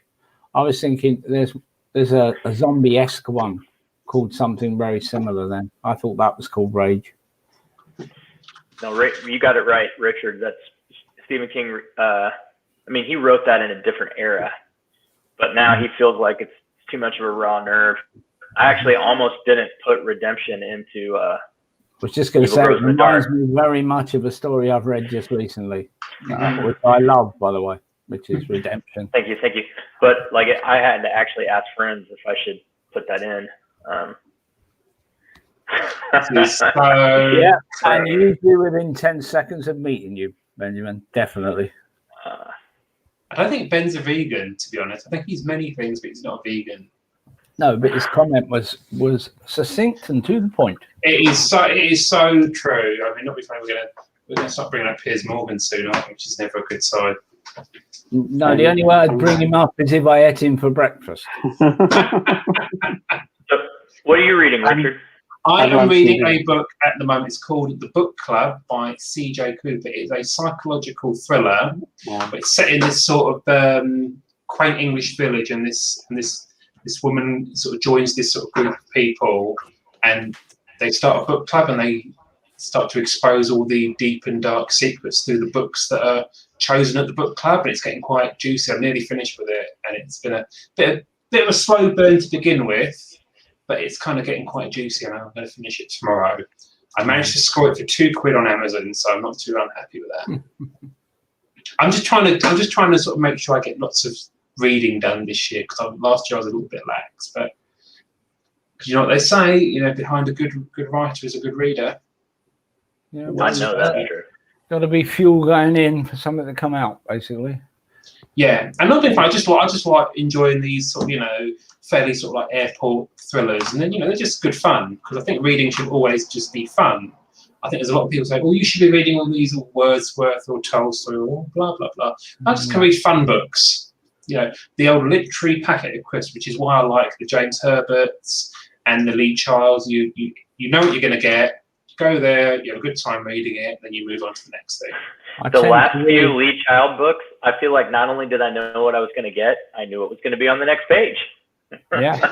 I read one of his more recent ones. Repetitive. Yeah, and I read one of his more recent ones, and I have to say the one thing that actually stuck out for me, I think it was called Blue Moon, and it was even more violent than I was expecting, and that was actually noticeable for me, the excessive amounts of violence. And a Lee Child book is going to be quiet, he's going to punch people, he's going to do all that, but this one was notably violent. I'm not sure I liked it. Yeah. What are you reading, Martin? I just finished the latest Timothy Zahn Thrawnbrook. Is that the Thrawn Ascendancy? What is it? Yeah, it's like the second of his prequels, and It's you kind of know what you're getting, but it's really enjoyable at the same time. Mm-hmm. Um, And Gary, what are you reading? I'm reading Nightmare Tenant. Yay! I'm also reading a book called Money by Rob Moore, which is pretty good. It's kind of non-fiction, I guess. Yeah, well, as I said, I'm reading that one as well as Hater, which is inside. Oh, it looks like it'd be fascinating. Inside Broadmoor, yeah, and it is. Even though it's fairly old now, it's fairly. And then I've got all these other books on here, at least 30 of which I haven't read yet. Martin's helped me in the past with my non-fiction reading. I think he recommended to me Midnight Inch Novel by Adam Higginbotham, I think it is, and that was a fantastic read. It read like a thriller, to be honest, and it wasn't just about the disaster. It was also about the sort of system that sort of created it, which is really good. And then I suggested to him Dead Wake, which he's now bought for his dad. Mm-hmm. I've got Gareth Powell's Embers of War to read next. I follow him on Twitter. I need to read some of his stuff. Sort of space opera, so it should be good. What's Ken reading? Yeah, what is Ken reading? Oh, Yeah. I've actually read about, since I was traveling, I've actually read like 4 books in the past 5 days. But I just started reading Hannah Palmer's new book this morning. So one wrote in. And I just finished the 3rd book of Lev Grossman's The Magicians, which wasn't as good as the first, but it wasn't bad. And then I read the first 2 books of James S.A. Corey's The Expanse science fiction novels, which I am really enjoying.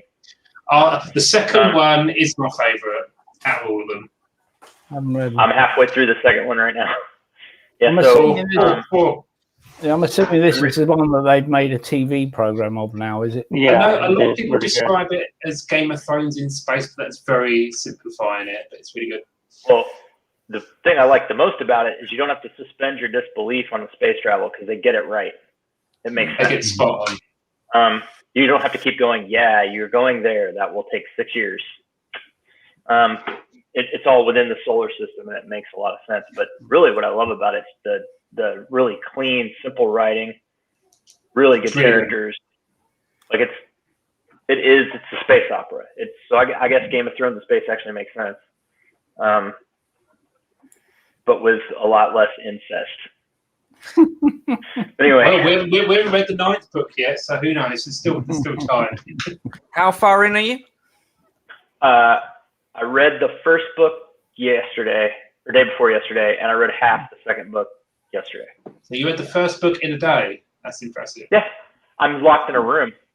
There's nothing else to do. I can't leave. And I write half the day and read half the day. That's been what I've been doing. That's really good. Yeah. I want to see outside Kent's window. I kind of want to see his view. I'm afraid that's classified and you can't. I like how it's got dark here, it's got light over there. Yeah. Actually, there's a Chinese a Korean takeaway just outside the window. Yes, no. I'm on an army base, so there you go. Just looks like an army base anywhere. There's nothing very interesting outside the window. No. I still want to see buildings, beige and brick. Beige and brick. Yep. That sounds like a pub, to be honest. Sounds like a hipster gastro pub, the beige and brick. Yeah, well, he says sitting in a lounge that's basically magnolia. And it's You've got those floral bits at the back. And you've got a new poster for your wall, haven't you? I have, and it is there. Look, I will prove this to you because you don't believe me. It's on top of my whiteboard. Yay! It's there. Richard, you find a way to refer back to that book every 10 minutes. It is amazing. I am impressed with your persistence. I learned from the best, we've got to market this thing. How is it selling? Unfortunately, you're marking it basically to all us in the chat and us here. And we've already bought it. We've already bought it. I think sales have kind of dried up a little bit, but I haven't done any marketing, to be fair. I'm going to focus on the reader magnet and the newsletter, and then I can sort of funnel people to that. I've taken a lot of hints from you and Gary on that regard. So I'm working on that. quite steadily. At the moment, should be ready for the end of the month. So Yeah, it's exciting. I'm toying with the idea of actually doing a serial in the newsletter. I think you should. So that keeps people engaged. That keeps people subscribed. Yeah, They want to find out what the happens only way next. you can get it is by subscribing to the news, but I haven't figured it out yet. But I'd like to do it. And having watched Heidi Thorne's video today on, come on, what is it called? Kindle Vella? Vella. Yeah, which of course is only available to people in the States. Which is I amazing. wouldn't touch it. I wouldn't touch it with a 100-foot barge pole. What a It's waste an of amazing time. new way to spend money on something that people are already having fun doing for free and get nothing extra. Exactly. Yeah, What the hell is it? Can't see any appeal in it whatsoever. Well, it earns Jeff Bezos even more money to go to space with, doesn't it? Mm-hmm. Hey, I'm all about him expanding his publishing part of his business, since it gives us all the ability to be independent authors. So I want him rich. I want him rich and happy and paying us 70% royalties. Mm-hmm. This is the thing I was getting. I get more money for the ebook version of my novella, but I kind of prefer to sell the paperbacks because I'm kind of, they feel literally real. It's just nice holding your work in your hand, isn't it? Plus the quality is really nice. Which work was that? Nice holding your what in your hand? Yeah. Which work was that? Oh, okay. Yeah, he did say work. Like holding your quality in your hand. Holding my quality. It's not that kind of stream, so behave. I just looked at my thing. I've got basic plan on active campaign, which is 500 email addresses, and I've just got a warning saying I'm nearly.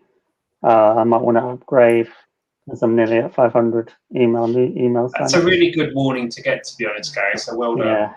Yeah. What's your open rate like? And what now? Your open rate on your emails? It's pretty good. I mean, it's been steadily the same, and you can tell like which words, which subjects people don't like, people unsubscribe, and then you get a subject that nobody unsubscribes from. So I think the highest is like 50%. Yeah, I'm in the 40s. I'm in like 40, 46, 47. Yeah, last check I was at 43, 44, but given the fact I only had 8 subscribers, that's not really well. I have One to of those say, is Richard. I have to say this, as he's probably in the chat. I have to credit Ben, has been the first one to open my newsletter every single time. I think he needs to win some kind of prize. Mm-hmm. I think he needs a life. Sorry. Yeah, well, I have that many newsletters, and I assume so does everybody else. I have that many I'm subscribed to that as they come in, I have folders for each author that I'm following, and I put That's that a in really that folder. interesting way of doing it. I think I'm going to, because I've forgotten who I've subscribed to be quite I've got frank. one for you, one for Kent, one for Bethany, one for Hannah. Well, I appreciate you treasuring those emails, because I do enjoy doing the newsletter. I do legitimately enjoy doing it. It's not that I treasure them, it's just that I haven't got time to read them all at once, so I'd rather go into yours and then You can have a binge of my newsletter. No, I can read the new one. I always read them before the next one comes out. That's really good. Yeah, that makes sense. Does anyone go to Zero Inbox? I've given up on that.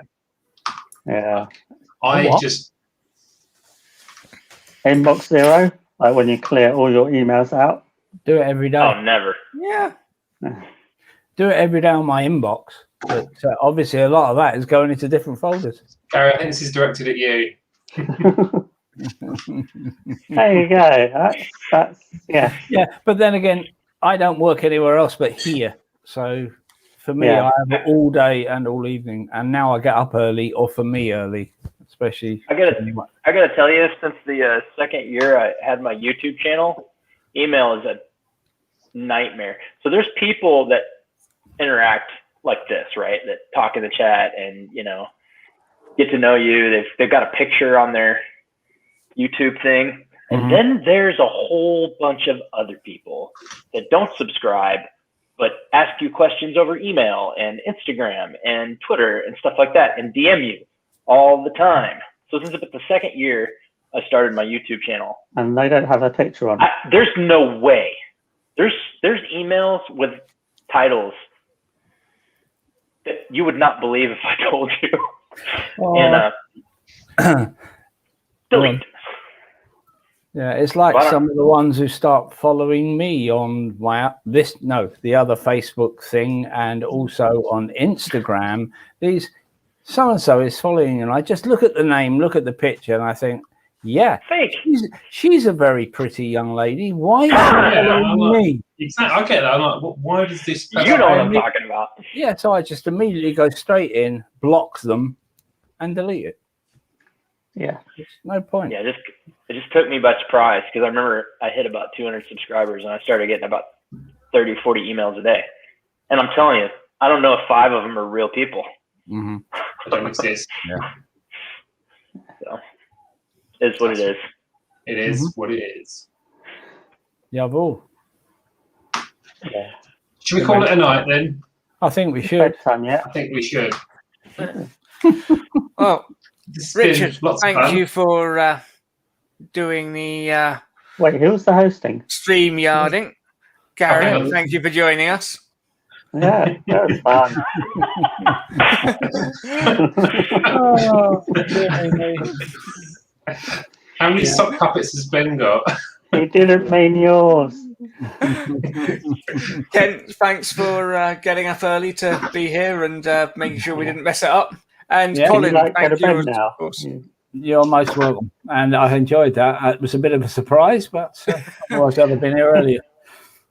It's good to have you all here, and we should hopefully do this again sometime. Mm-hmm. Yeah. Good Yeah, fun. no reason why not. Always good. There will be a Don't Drinkin' Live coming soon. I'm trying to figure out when I can start back my YouTube channel.